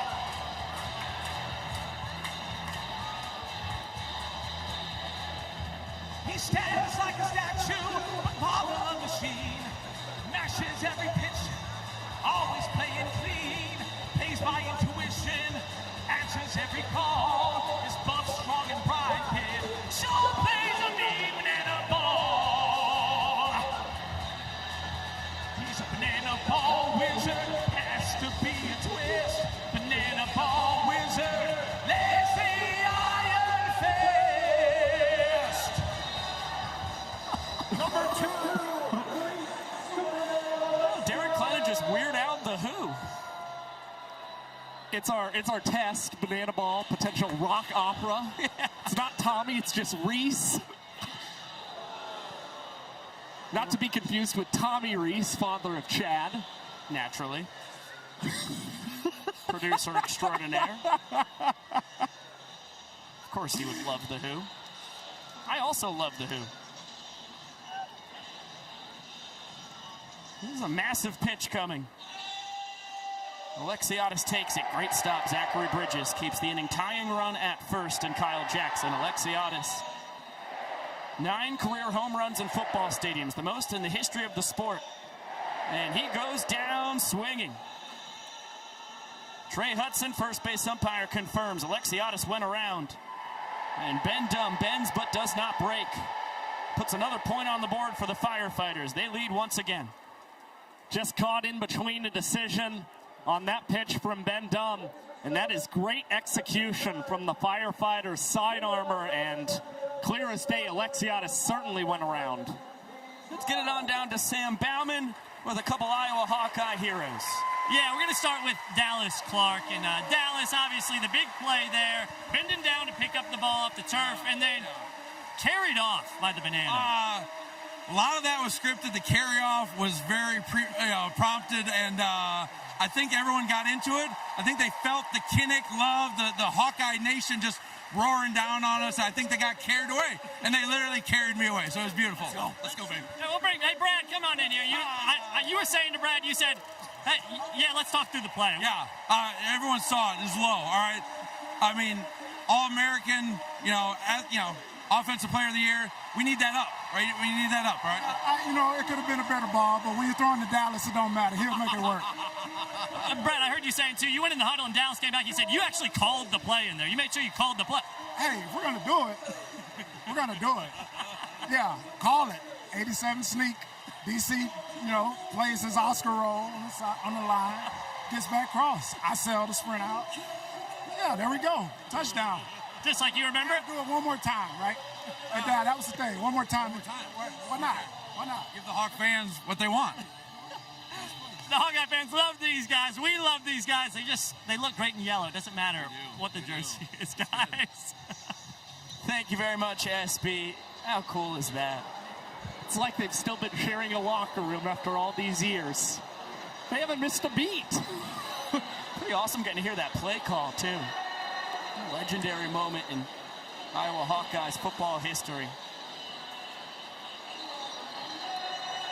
And we got to see it reborn here in front of a full-capacity crowd in Kinnick Stadium. Seen a heck of a banana ball game as well. 5 innings in the books. Firefighters back ahead. They led 1-0 through an inning.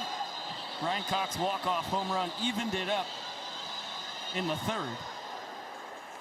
And now the Firefighters with a rally to push a run across in the 5th. Ben Dum turns it into a point. And the slugger himself, Lamar Sparks, opening up our 6th inning of action. Chance for the fans. No catch. Sparks the 2-run homer. It was the difference back in the 1st inning. Then smashed the ball out to right center. Ended up being a double trick play for Alexiadis and Meadows, but not for a lack of barrel.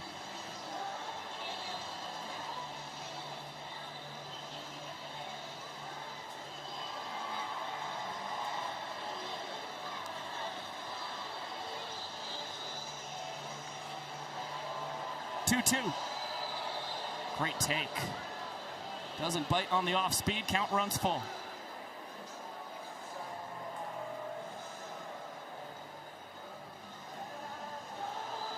And that one just misses down and out. Drury once again not thrilled with the ball call. It's the 3rd ball four sprint he has allowed tonight. Came in with only 12 ball four sprints allowed on the season in 62 1/3 innings. Yeah, this is rather rare for AD, but the Firefighters worked him an awful lot in the last inning. Had to throw 32 pitches in the 5th. Now up to 98, or 97, I should say, in tonight's contest. Here comes pitch 98. It's a fastball that misses up and out to Eric Jones Jr. Vincent Chapman's calling time.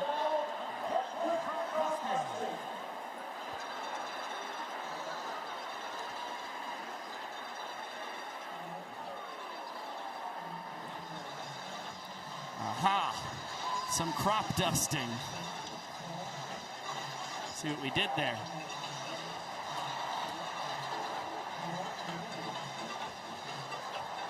Iowa, 2.6 billion bushels of corn annually. And those are the 3 most bizarre ears of corn that I think any of these Iowans have seen.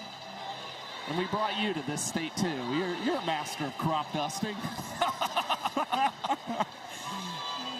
wish there were no lies told there. I really do. Got me on national TV. On a couple hops, Ryan Cox. Shovel to Jackson Olsen. That's a double play. Jackie inserted defensively for the top of the 6th inning and right in the middle of the action. Yeah, that's a great play from Jackson Olsen. Kind of immediately tested, but he does a great job throwing cross body to make sure that throw is in time to double up Eric Jones Jr. And perfect shovel from Cox. Threw it to the base. Olsen met him at the spot.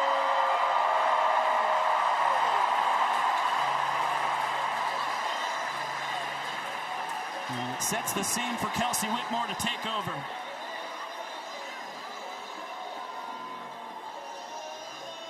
Earned a point for the Bananas on Sunday in Autzen Stadium up in Eugene, Oregon.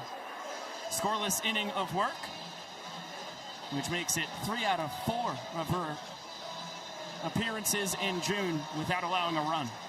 Yeah, we saw Kelsey induce a double play to end a 3-minute inning last Sunday. But what's really impressive, you see 5 strikeouts here on your screen. 3 of those 5 Ks have come in football stadiums this season for Kelsey Whitmore. And she'll be trying to hunt yet another as she's got to square off against the Banana Ball vet in Dalton Cornett.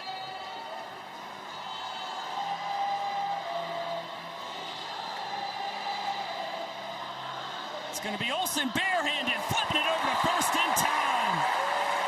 Only takes 2 pitches for Kelsey Whitmore to get the job done. DC3 retired, and Drury and Whitmore combined to face the minimum thanks to the double play. And that's a pretty remarkable inning defensively from Jackson Olsen. Helps turn the double play, and then a really great play to follow to get Kelsey Whitmore an out in just 18 seconds against DC3. That's good for the old MPI. Full capacity crowd seeing this 2-1 Firefighters lead head to the bottom of the 6th inning.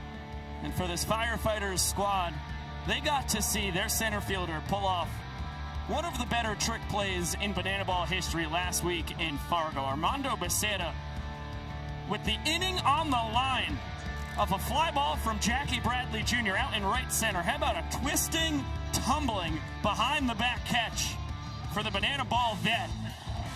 And we get to welcome Armando Becerra into the broadcast live on his 24th birthday. Happy birthday, Mondo! Hey, Vico, what's up? Thank you very much. How y'all doing? Fantastic, my dear friend. Could you imagine a better way to spend your birthday? Absolutely not, man. I mean, I've been looking forward to this all year. I mean, I love my birthday, not just because it's my birthday, but it's the day before the 4th, man, you know, Independence Day. And to be here in Iowa in front of 70,000 people, it's just a blessing. I mean, I'm so excited and just, you know, feeling good, man. Yeah, Armando, you are playing fantastic. A big happy birthday from myself to you. I mean, across just your last 10 games, 16 trick plays for your guys. I mean, what's clicking for you out there in center field defensively?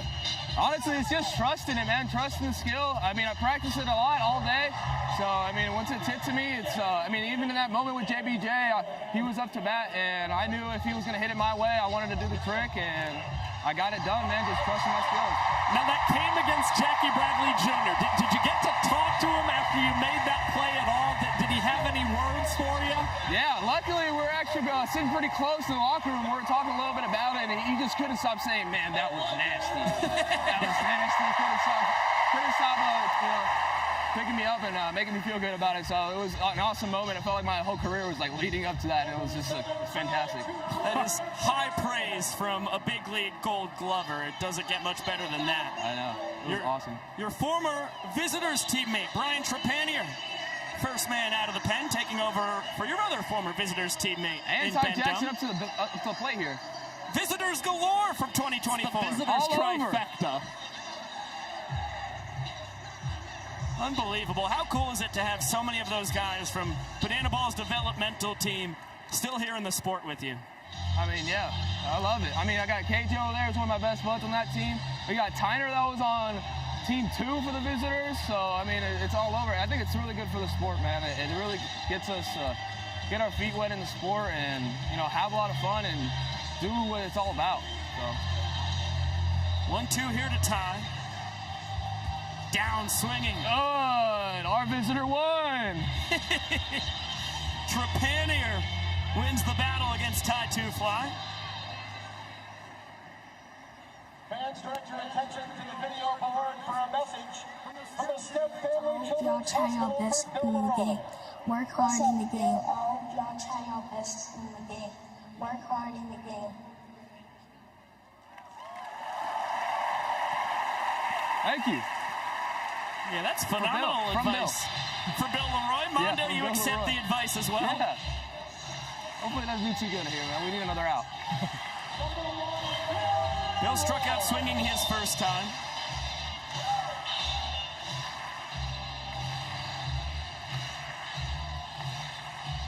Armando, can you talk to us about playing center field in the football stadiums? I mean, it's obviously got to be a very different experience than your typical baseball ballpark. It's super different to be playing center field out here. I feel like I get a lot less plays to make when I'm out here. I mean, there's so little space to work with. But honestly, I have a ton of fun when I'm out here. And boy, BK!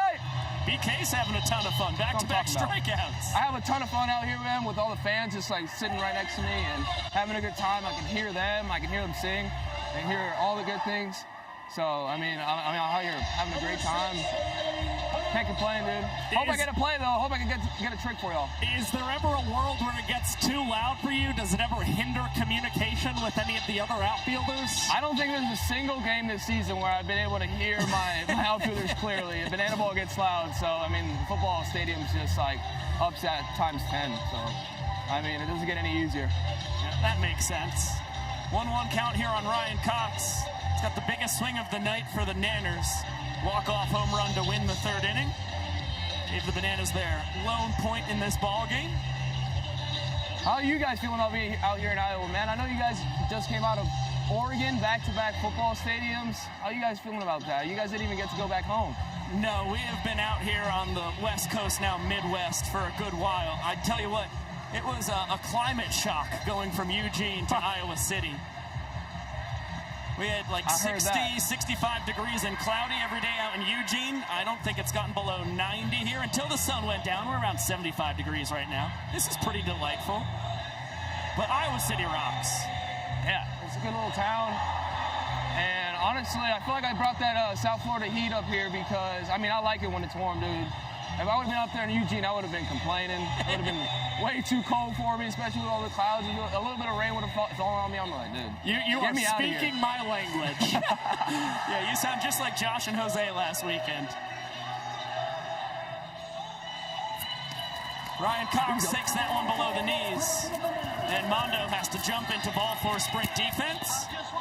Textbook from your boys. There you go. We just need one more. Let's get him here. Inning-winning run is aboard, and Robert Anthony Cruz digs in.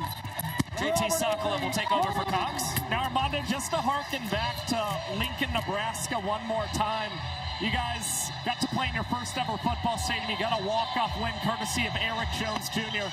I mean, what were the vibes like throughout that game? And then what was it just like to be in the locker room after that massive win for this franchise? I mean, the vibes leading up to that win, I mean, the whole time, I was trying to tell the guys, you know, playing in football stadiums last year was big. Oh. Speaking of big, that's a big fly. Jinx! Jinx, Mondo! All right, we'll get him back here. And we'll get your answer in the future. You've also got a future in play-by-play. You were on the spot there. Thank you, Armando Bissett. I love you, man. Absolutely. Happy birthday, you guys. Mondo. Have fun the rest of the way. Pretty rude of the flippable Robert Anthony Cruz to spoil Mondo's birthday mic'd-up segment with a two-run walk-off tater.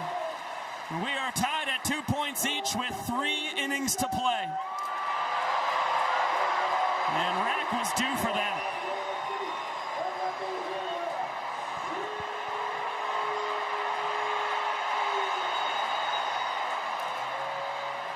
Let's get our Banana Ball backstage question of the ball game, why don't we?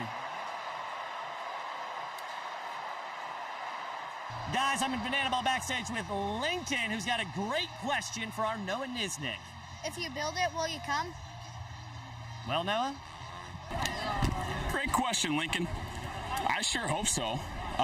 You know, I feel like we'll have good vibes, good music rolling, a lot of Dr. Pepper. I might need another set of hands. I might take Hosley. If I could get Hosley to help me build it, they'll absolutely come. Have you seen his carpentry? If you haven't, you've got to check it out.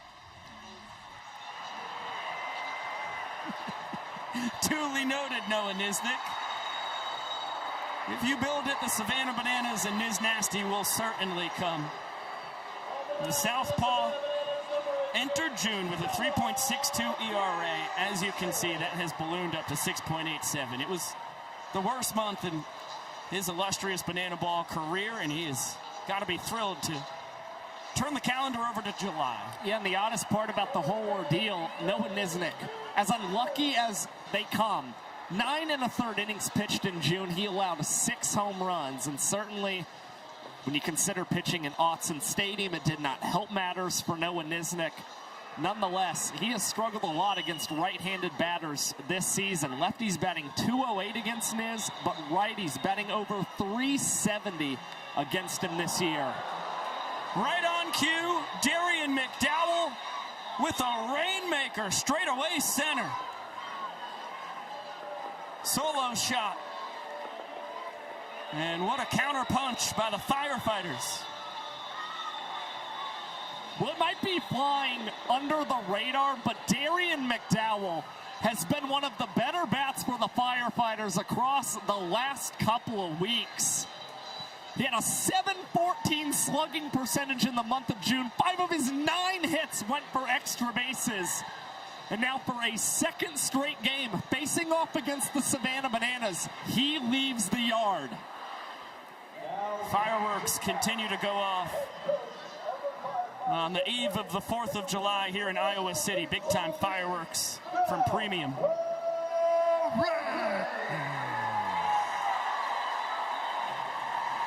And what a moment. Val Perez is going to pinch hit herself in there for South Trimble. Slow roller Nisnik will take care of it and retire the Firefighter skipper here in her 3rd year at the helm of the franchise.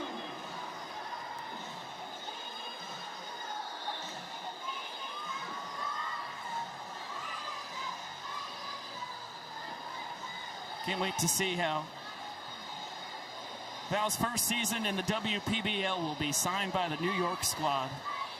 We'll be going up against Whitmore, Benitez, Lansdell, Davis. It'll be really cool to see all the incredibly talented women in banana ball performing in the Women's Professional Baseball League.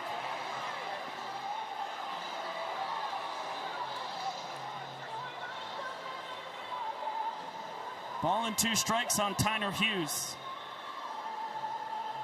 Single and a run scored, which ended up being the difference in the 5th inning.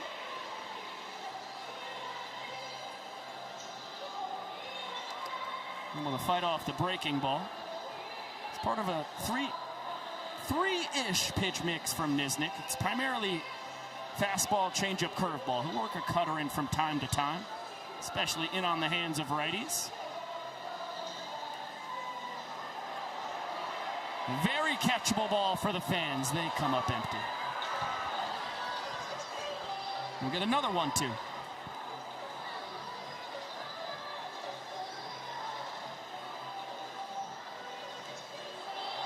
And that one would be really impressive if it's snagged all the way up into the top deck, and it is caught! How about it? First foul ball caught by the fans in Kinnick Stadium. It's a barehanded, beautiful snag by that woman. And now we have hit 75 fan-caught foul balls in 2026. And boy, that one is huge for Noah Nisnik. You consider some of the struggles he's had over the last couple of outings for these Bananas. Oh man, it helps you just take a nice sigh of relief.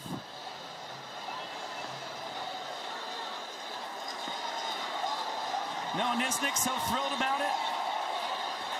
He's got Olsen, Cox, and Cruz in there dancing on the mound.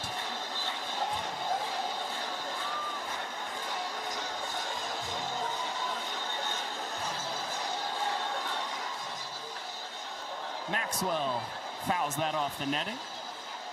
Ball and a strike on the Firefighters' first baseman. A strikeout his first time, then a ball for a sprint in the middle of that 5th inning rally for the Firefighters.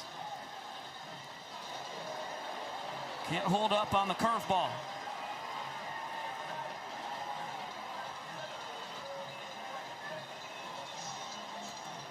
Gets it again this time. He does not bite. 2-2 pitch coming. 1 run already home here in the top of the 7th for the Firefighters. Maxwell muscles this. Straightaway center. Meadows. Oh, home run! D.R. Meadows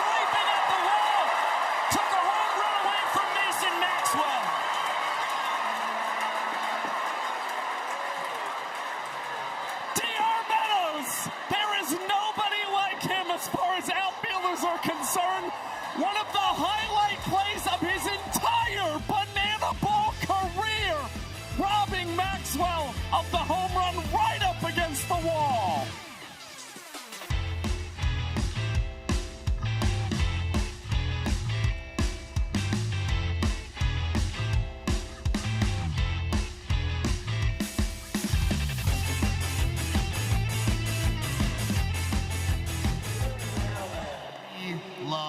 Love.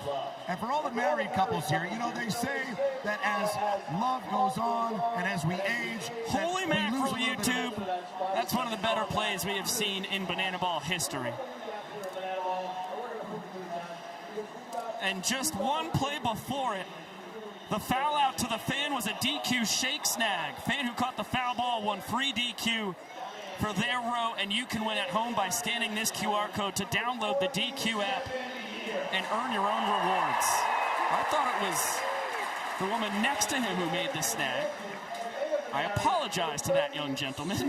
Live, I said, what a play by that woman. Seems to be a young man upon further review.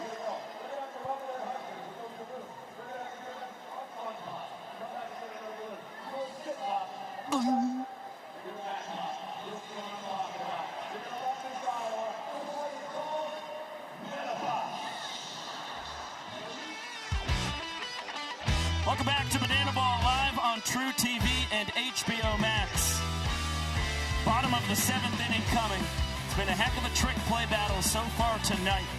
The Bananas the home team with 11. The Firefighters trying to earn the equalizer point with 8. It got going with the glove magician. Most trick plays in the history of the sport. He's pacing all players tonight with 3 of them. Alex Ziegler, a trio as well over at first. And Alexiadis and Meadows getting in on the action out in the outfield. Ziggy, how about flashing the leather, a web gem, and a trick play? All in one. As Ziggy actually, pardon me, 4 trick plays on the night. He had a 3 trick play top of the 4th inning as the designated fielder. All 3 U's unassisted. One of the more bizarre happenings we've seen in Banana Ball history. And as much as you want to talk about the trick plays tonight, let's not forget about the highlight we just saw from DR Meadows, robbing Mason Maxwell of a home run. And speaking of Maxwell, he flips under the legs and collects trick play number 9 for the Firefighters. 1 pitch and 1 out for Zach Phillips, the former Savannah Banana, who's one of 3 pitchers with 30 or more innings thrown in less than 2 minutes in Banana Ball history, and hunting number 31 tonight.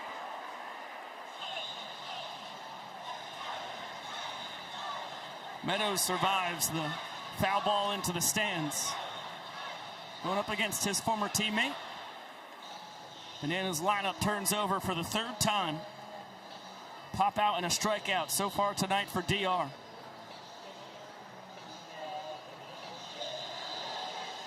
Good looking bender. Just missed the low inside corner, according to Vincent Chapman.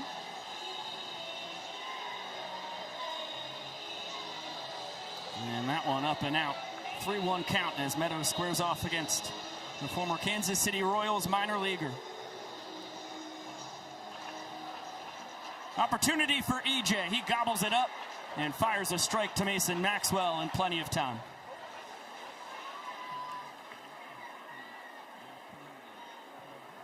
Coming to hit for your Savannah Bananas. Please welcome back to the field, Dallas Clark!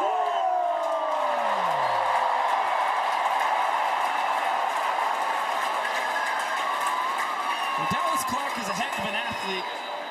He's a guy who went to Iowa primarily as a linebacker, and then turned out he was so gosh darn good at catching footballs that he ended up being one of the best tight ends in the history of the football program. And star athlete in Bode, Iowa in high school. Got 4 letters in football, basketball, track, and 3 letters in baseball. Wants that fastball back from Zach Phillips. He's behind 1-2. Able to fend that one off. Play by Bazela, foul territory.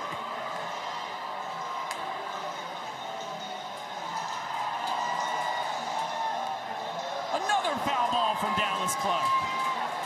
Hanging tough against a former minor leaguer. Yeah, Philly's spending time in that Royal system and still has a really good fastball on him. Clark, though, not having a hard time catching up to it. Heater called strike 3. Dallas knew it. Philly between the leg transfer on it. Will grab a trick play against the Hawkeyes legend and put the Firefighters back in front. For the third time tonight, the roller coaster ride continues. Firefighters lead 3 points to 2 with only a pair of innings still on the docket.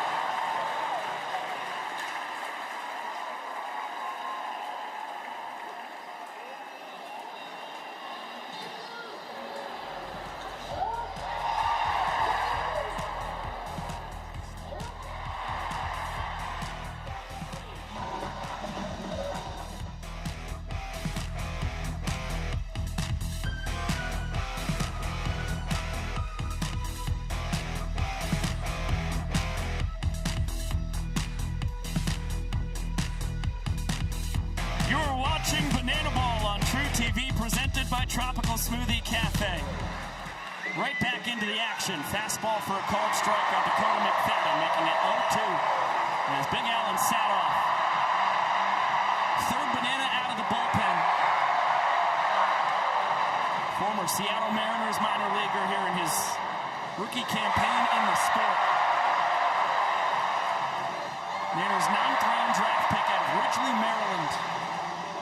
And it's been an up and down campaign so far for Sadoff. Excellent start to his evening here in Iowa City as he sits down the legend Dakota McFadden. Well, Alan Sadoff still has incredible strikeout stuff for the Savannah Bananas. A strikeout rate over 20%. Commands 4 different pitches as well. Caden Green just fouled out to the fans. It was a beautiful catch in the hat. Right below us, around the 50-yard line. Another look. Unbelievable snag by that man. Full extension.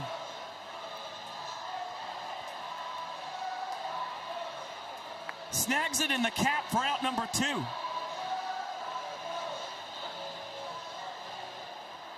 We had no foul outs to the fans in the first 6 innings. Now back-to-back frames. A Firefighter has fouled out to the folks here in Kinnick Stadium. 2 balls and a strike on Armando Becerra. A sprint his first time. A couple ground outs since then.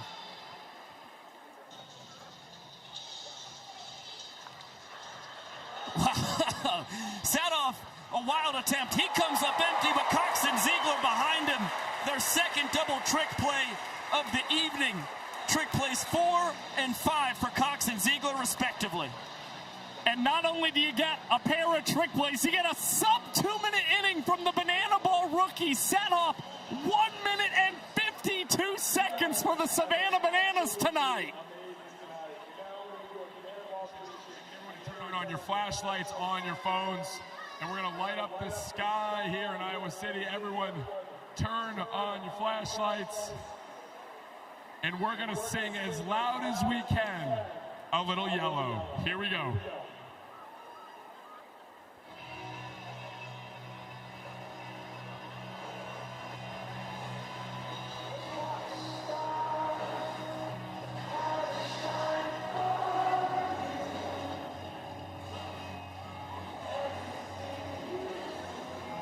Let me hear you.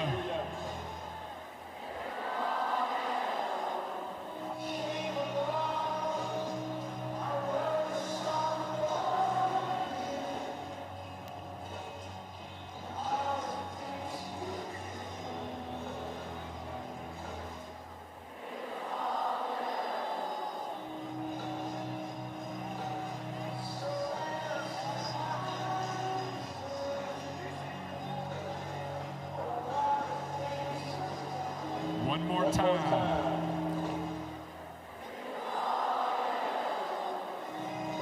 Keep it going.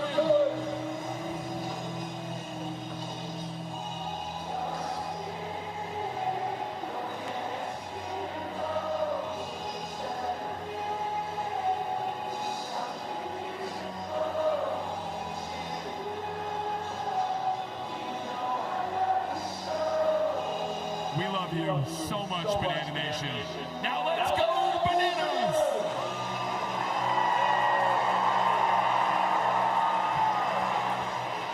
Heck of a scene here in Kinnick Stadium, hosting the first ever Banana Ball game in Iowa City. And a heck of a view from the Stead Family Children's Hospital that looks down upon Kinnick Stadium. We had a 2-hour and 26-minute lightning and rain delay, which takes us now here heading into the bottom of the 8th to 11:12 p.m. Central, which means all of our friends on the East Coast, happy July 4th! Happy 250, folks!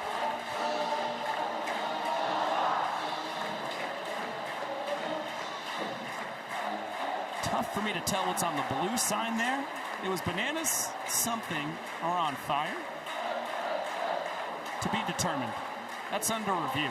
Speaking of under review, Zach Phillips trick pitch attempt to close out the bottom of the 7th inning on the strikeout looking of Dallas Clark. That was ruled after looking back at it, not a trick play, lacked fluidity.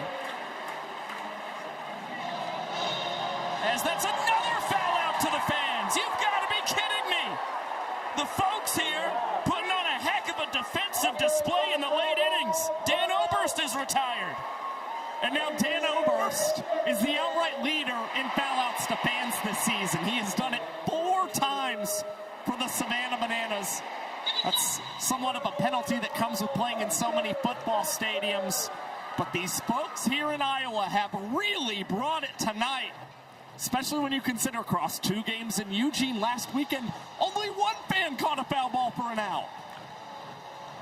KJ rolls this one over to first. Maxwell diving to the bag in time to take care of Kyle Jackson, who's retired for the first time tonight. A single and a hit by pitch before that. 3 unassisted.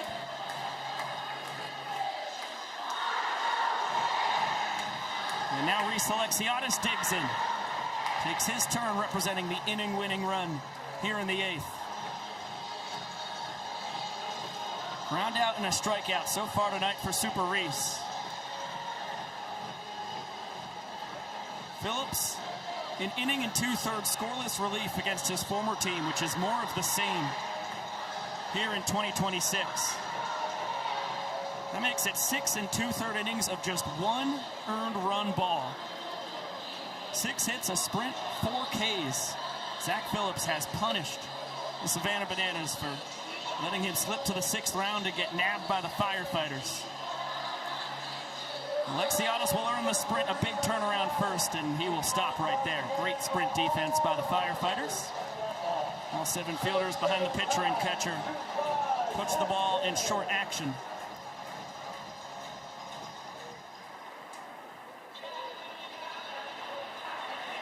Only the 2nd sprint allowed by Firefighters pitching so far here tonight. Inning-winning run at first for Ty Jackson. Batting average was not amazing in June, but he was so valuable in so many other ways. OPS north of 1,000. And got a case of the extra base hit bug.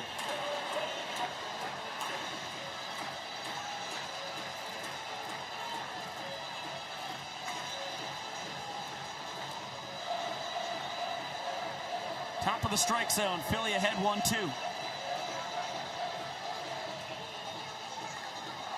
That ball blasted, straightaway center, Armando Becerra, out number 3. 2 scoreless innings of relief for Zach Phillips. And the Firefighters will take a 3-2 lead going into our final inning. Let's get it down to the young professor. Heading into the top of the 9th inning, the score is 3 points for the Savannah Bananas to 2 points for the Firefighters. But here's the thing about the game of Banana Ball. In the final inning, Every run counts for a point. With only a one-run lead, the Firefighters are as dangerous as ever. On the other hand, ladies and gentlemen, the Savannah Bananas need just 3 outs to lock down a victory here tonight. Iowa City, you have waited through the rain. You have waited. It is 3-2 for the Firefighters, ladies and gentlemen. The Bananas have a chance here. This is what it all comes down to. You have waited all this time. It's the 9th inning. Let's get loud one more time because it all comes down to this.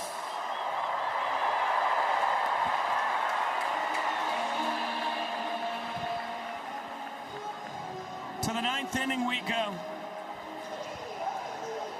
Firefighters led 1-0. They led 2-1. Now they lead 3-2. As the Nanners turn to the greatest closer in the history of the sport, Danny Hosley, to try and keep the deficit at just 1 point.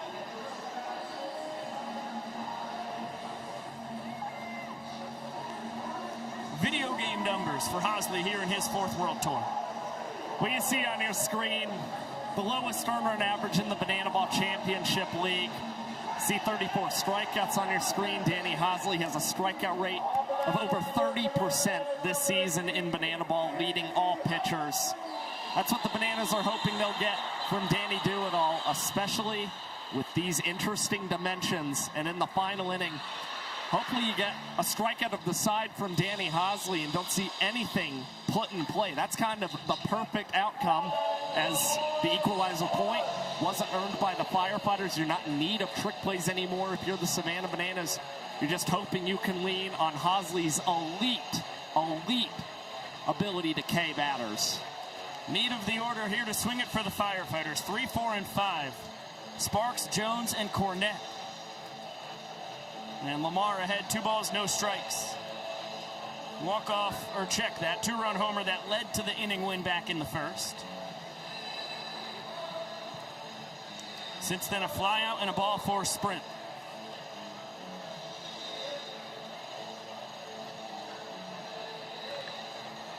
Cranks that foul.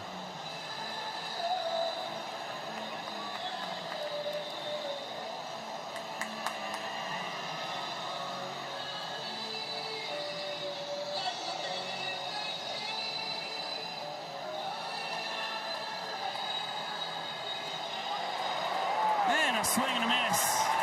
Hosley gets Sparks on the high heat. And you get a taste of his signature strikeout celebration here in 2026. Well, don't rule out the fact that Lamar Sparks could very well bat again in this inning for the Firefighters if they choose to utilize him as a golden batter. Sparks got to serve as a golden batter for the first time last weekend. And if the Firefighters so desire, they could send up a guy who's already gotten to see 5 pitches against Hosley tonight and has a home run to boot. EJ 0 for 3 tonight, but the last time he faced off against Danny Hosley, hit the walk-off home run to win the battle between the Firefighters and Bananas in Memorial Stadium in front of over 85,000 fans in Lincoln, Nebraska. He cues this one towards the first baseline. Hosley will field it between the legs, flip it behind the back. Snag his 4th trick play of the year. And we are going to get a golden batter. Let's see who it is. The Firefighters are invoking the golden batter rule. Hitting in the place of Dalton Cornett. Here is Lamar Sparks. As prophesized by Josh Talevsky, Lamar Sparks swings it for the 2nd time here in the top of the 9th inning. Again, the power is legit right now for Lamar Sparks. The Firefighters like being able to utilize him as the golden batter. And a .295 isolated power. That is 5th in the Banana Ball Championship League. Just shows you his raw power at the plate, and that's all that the Firefighters are looking for right now. Anything to get them some insurance. Fastball gets a strike. Hosley still behind 3-1 to the ever-dangerous Lamar Sparks. Wow, got him to chase. Vulcan changeup to run the count full.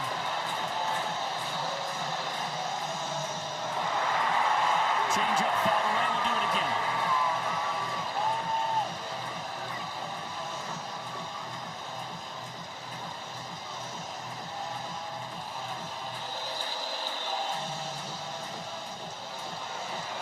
Called strike 3.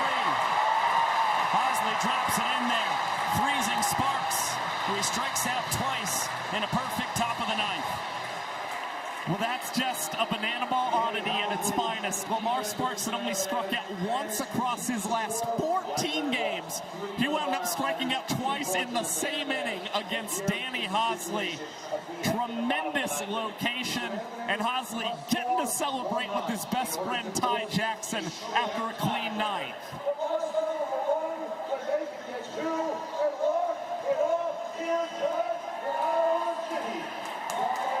The stage is set. The vast majority of the full capacity crowd still on hand here. A game that was supposed to start at 7 p.m. Central. It is now 11:23.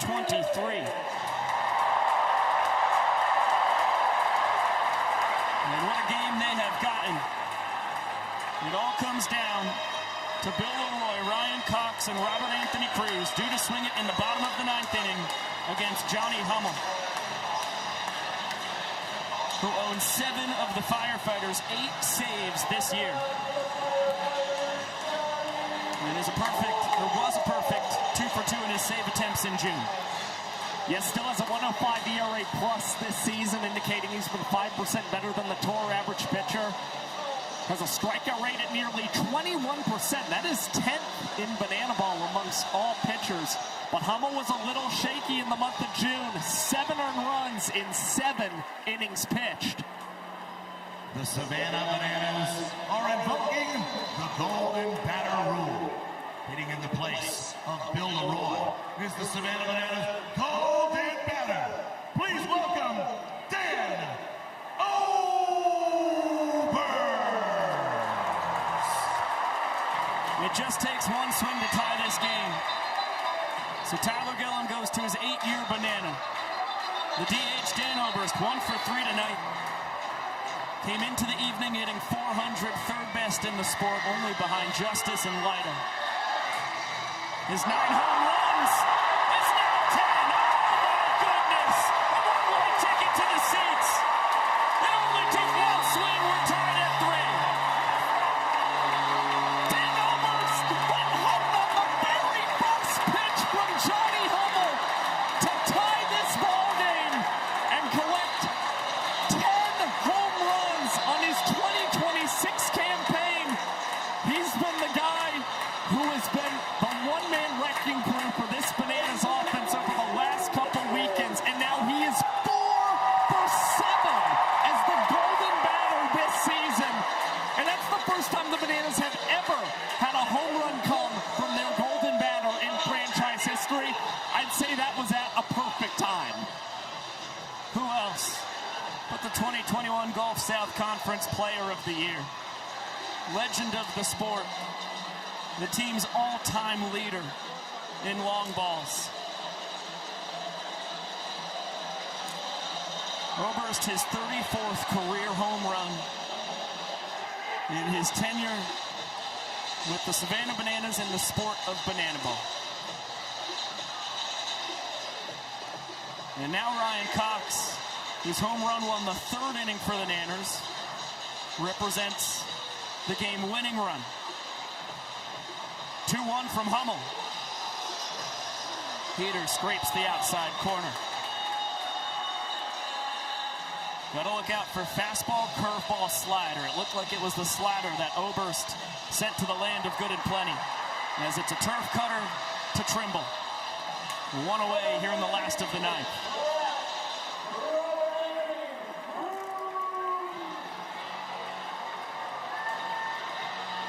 Robert Anthony Cruz, a home run his last time up. It walked off the 6th inning. And we know just how good this guy has been in the 9th inning. across his banana ball career. Had a walk-off homer in the 9th. The last season against the Firefighters in Baltimore, Maryland. Has had a couple game-tying home runs against the Texas Tailgaters in the 9th inning this season as well. He just collected his first home run since May 23rd, the last time we saw him at the dish. This is his first extra base hit since May 23rd as well.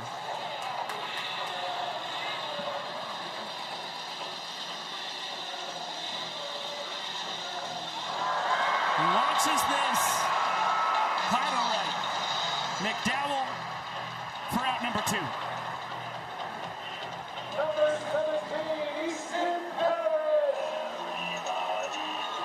And what a spot for Easton Parrish. He's going to get a pinch hit opportunity here in the 10-hole. 1 home run in his banana ball career across 21 at-bats.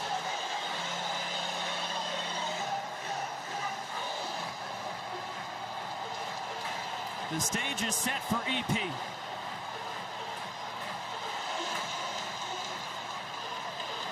Goes fishing on the slider, counts even at 1-1. Parrish, a guy who prides himself on being a very steady presence in the batter's box, not getting too big at the plate, and hoping that'll be true here against Johnny Hummel as he takes the 1-1 offering, but Vincent Chapman will call that one a strike. Backdoor curveball. Hummel a strike away from sending us to showdowns. Count even at 2-2. Parrish 13 home runs last spring at St. Mary's University in San Antonio. Fouls that off of himself. We'll do it again. Banana's 7th round draft pick. Backup catcher to Bill Leroy. Looking for his signature moment as a Savannah Banana. Fouls off the fastball. And if there's one thing, getting to know Easton Parrish, he used to tell us, I used to be a pretty prolific opposite field hitter. That would certainly come in handy, just 180 feet to left field. And if he can top the 50-foot net, no dice. Beautiful breaking ball from Johnny Hummel. Gave up the solo home run to Dan Oberst to tie this game up, but held it right there. Down to the young professor we go. There are no extra innings. No, ladies and gentlemen, that means that it's time for the showdown! A banana ball showdown works like this. 1 hitter versus 1 pitcher with 1 fielder. Each team will have an opportunity to send a batter to the plate. If they score unanswered by the other team, they will win the game for their team. A home run over the wall is an automatic game winner for their team. Returning to the mound for the Savannah Bananas is Danny Hosley. The fielder is Reese Alexiades. Now hitting for the Firefighters, Darren McDowell.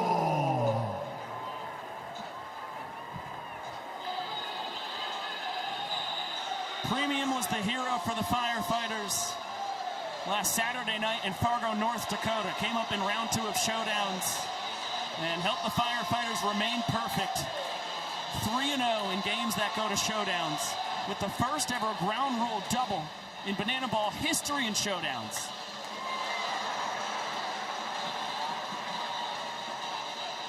He's up against Danny Hosley, who has been infallible in showdowns this year. Absolutely remarkable. 7 shutdowns and 7 opportunities. He's collected 4 strikeouts in that span as well. And you see him ahead 1-2 right now against McDowell and hunting his 5th strikeout in showdowns. The 1-2.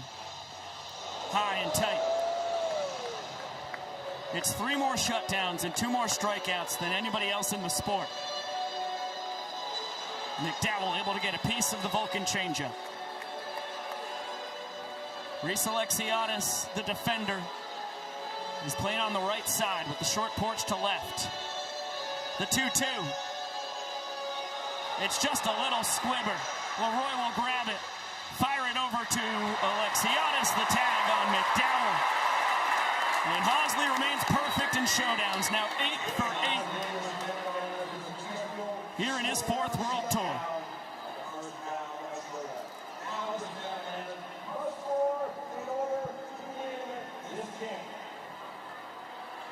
And it's soft contact once again, whether it's a strikeout or weak contact.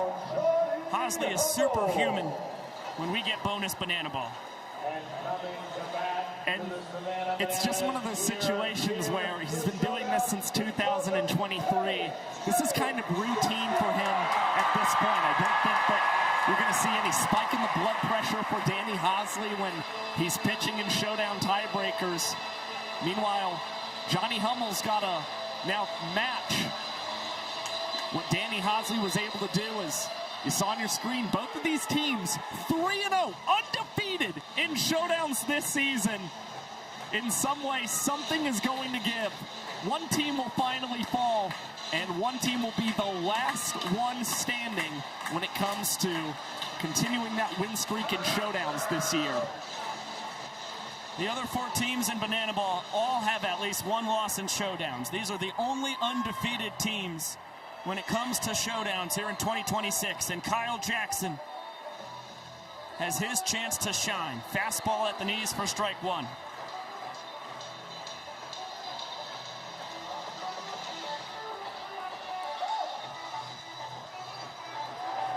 Make it 0-2. KJ, 1 walk-off in 2 opportunities in showdowns this year. As you can see, the Bananas trying to make it 21 straight wins in the month of July, which goes all the way back to their last loss in July being July 15th, 2023 in Durham, North Carolina to the Party Animals.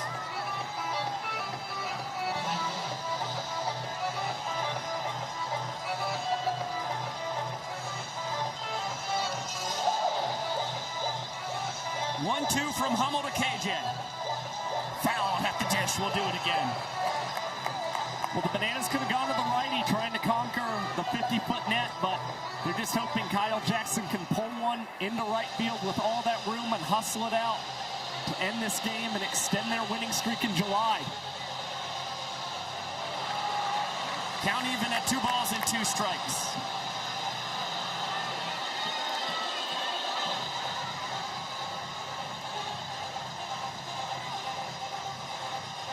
Night 1 in Iowa City on the line. And the count is full. Ball 4 would put a runner at second base for the Bananas.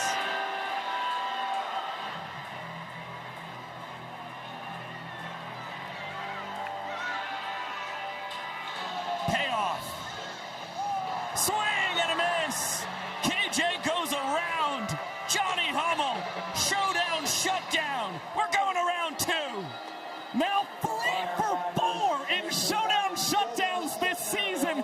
And the second that comes via the K for Hummel. A tremendous job just continuing to stay competitive there against Kyle Jackson. And you see Johnny Hummel, not too expressive. This guy trying to stay as calm and composed as he can to match Danny Hosley. Coming to bat, Firefighters, the plot thickens. Lamar Sparks is getting a 3rd look at Danny Hosley tonight. He struck out swinging and then struck out looking in the top of the 9th inning. But he has the benefit of seeing 12 pitches out of the hand of Danny Hosley in tonight's contest. Of course, we haven't seen contact from Lamar Sparks, but if there's ever time to get some, this is absolutely perfect. Fastball evens up the count.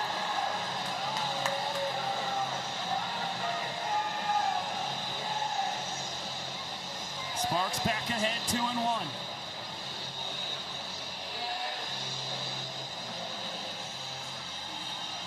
Way out in front of the Vulcan changeup.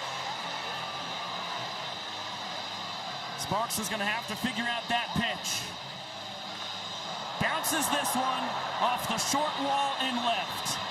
Hosley will get to it before Sparks even gets to first. Now we hope Lamar Sparks is okay. He ended up limping into first base, and with no chance at racing around the bags, he will accept his fate. Hosley a perfect 9 for 9 now on showdowns this year. And we just hope the incredibly talented Lamar Sparks did not suffer a serious injury here. Yeah, just immediately came up lame.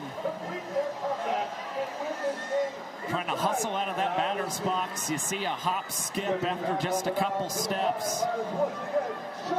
And of course the Firefighters, they wouldn't be able to use Lamar Sparks again in showdowns unless every other guy on their team from a position player standpoint was able to hit.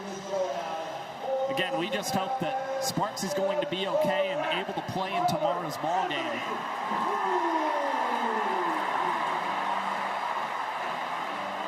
Robert Anthony Cruz takes his turn with the fate of the game in his hands. Johnny Hummel was able to strike out Kyle Jackson to send us to round 2. Now he's got to figure out Robert Anthony Cruz, and the big looping curveball has him 2 strikes away. Fastball. Hummel is 1 strike away. 3 balls to play with. The 0-2 to Rack. Spiked in there.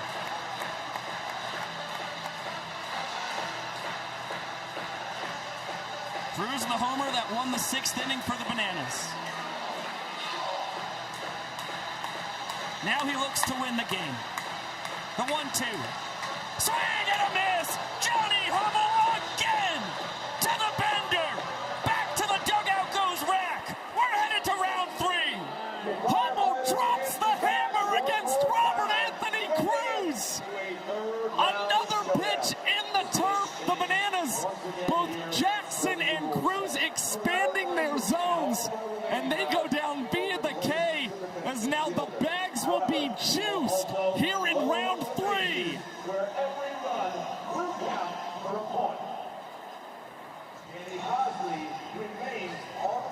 Johnny Hummel, absolutely electric.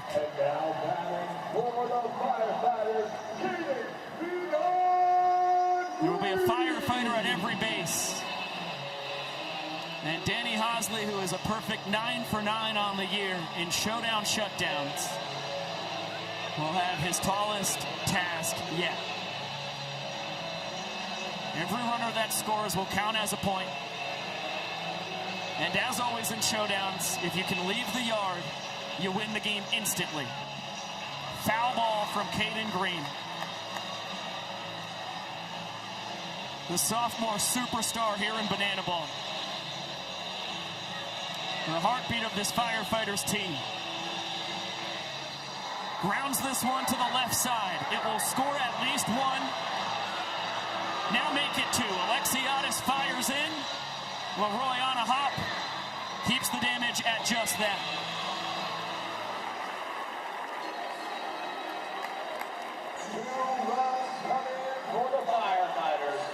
Firefighters with a 5-3 lead.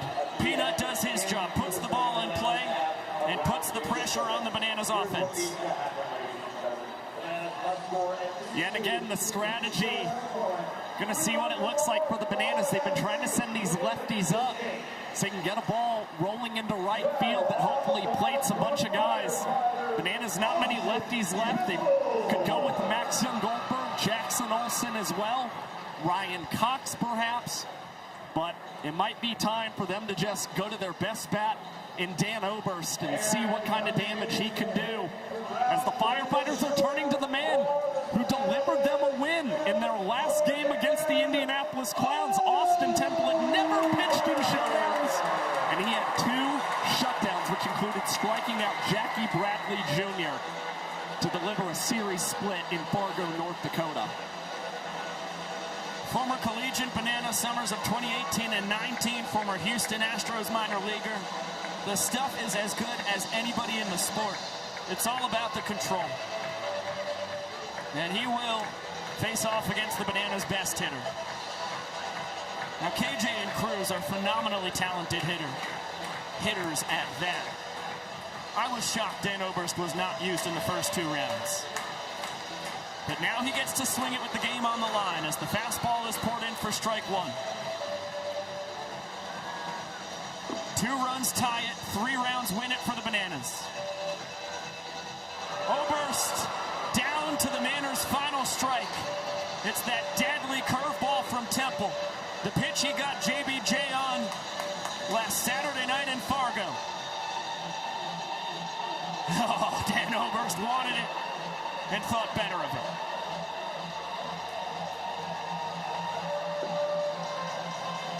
Temple trying to come through in the clutch. The 1-2.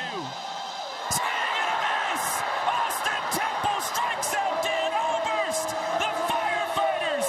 An unbelievable 5-3 win after 3 rounds of showdowns. Night 1 in Iowa City. 2 football stadium games, and both of them have turned into wins for the Firefighters against the Savannah Bananas. And for the first time since July 15th, 2023, the Bananas have been handed a loss in the month of July.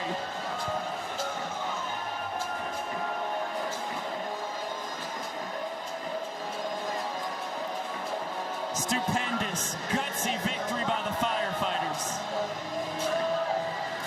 They get showdown shutdowns from Hummel twice, and then Temple to win it. The sweeper to get the K of Dan Oberst, whose home run sent us to showdowns in the bottom of the 9th. And fireworks shoot off from Kinnick Stadium as the Firefighters a perfect 2-0 in their football stadium games all time. They've both come across the last 3 weekends. Ben Dum, your showman of the game, well earned his first career start in his illustrious banana ball career across 4 innings. Just the solo home run given up to Ryan Cox. Well, he struck out 4 and induced 8 trick plays. The Firefighters do not make it to showdown tiebreakers tonight if it's not for Ben Dum and what he was able to do on the mound. Pitched across 5 innings, credited with 4, and the only blemish was 1 home run that he surrendered. And what's more, he even picked up a trick play tonight for the Firefighters.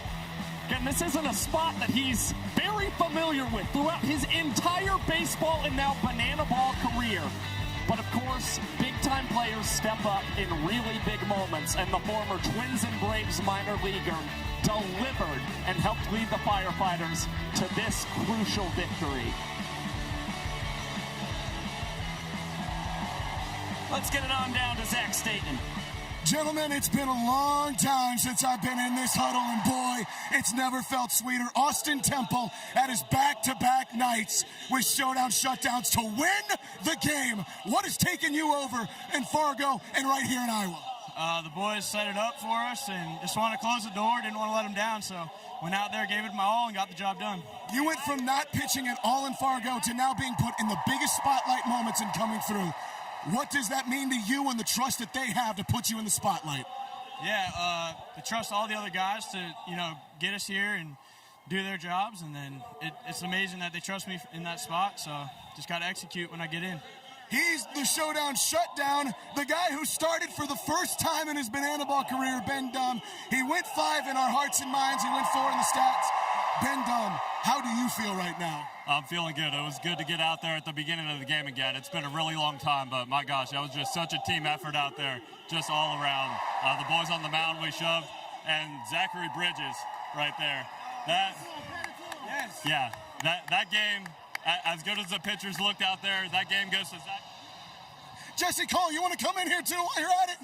These guys, a heck of a show right here. They brought it all night, 3 hours rain delay, and they delivered.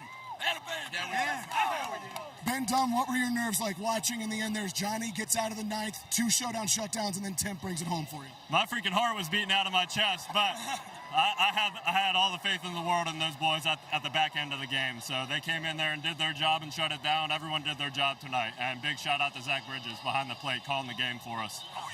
Ben, I suppose you and I have an ice cream date here in a little bit. Let's go get some butter pecan ice cream. Let's go. Why not? Hey, I want ice cream. Guys, it's been a while since I've been in this sideline huddle, so we get to do this again tomorrow. So tonight, does it matter, Austin Temple? It doesn't matter! Yeah! It doesn't matter. Firefighters win again, boys. Flame on! Thank you, Zach. Really an incredible 5-3 victory for the Firefighters. It took 3 rounds of showdowns. They led the game 3 different times in regulation, and they are able to hold off the Nanners. After Danny Hosley showdown shutdowns the first 2 rounds, Johnny Hummel matches it, and Austin Temple with the biggest strikeout of his banana ball career. A week after he had the previous biggest strikeout of his banana ball career. That guy absolutely onions in showdowns. Welcome back inside with the statistical savant of banana ball, Josh Talevsky. I am Biko Scala. Thank you so much for spending your Friday night with us here in virtual Banana Land. All-time win for the Firefighters. And especially when you consider the Bananas had won 20 consecutive ball games in the month of July, and the Firefighters just put an end to that. An unbelievable performance all around. The pitching really did a sensational job, and so cool to see Ben Dumm and a lot of those other Firefighters giving credit to the designated fielder tonight for the Firefighters, Zachary Bridges, and calling a really magnificent game. And Austin Temple right now is really having a comeback for these Firefighters. There's been a lot of talks. I've heard it from guys in the locker room. People say that Austin Temple has some of the nastiest stuff of any pitcher in banana ball. Sometimes location is a little tricky for Temple, but he has come up clutch each of the last 2 times the Firefighters have appeared in showdowns. And, you know, the Firefighters, I think it gets lost a lot.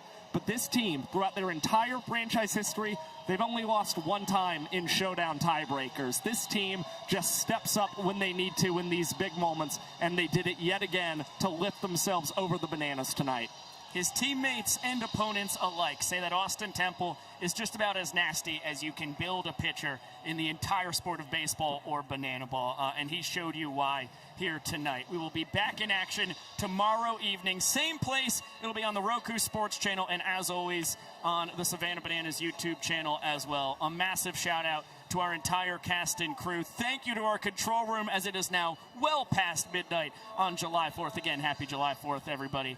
Putting in extra time, our folks in Savannah, Georgia, with this broadcast directed by Keegan Woods. Everybody in the control room, fantastic work by you, and a big thank you to our entire crew here in Iowa City as well. For Sam Bauman and Zach Staten down on the field, up here in the booth, Josh Talevsky, Biko Scala, for our producer, Chad Reese, our executive producer, Josh Richardson. So long for now. Heck of a 5-3 win for the Firefighters. They go for the series tomorrow night, trying to make it 4 straight wins against the Savannah Bananas. And, of course, those Nanners will be fighting hard for a series split. We'll see you tomorrow night on the Roku Sports channel or right back here on the Savannah Bananas YouTube channel. And until then, we will see you later!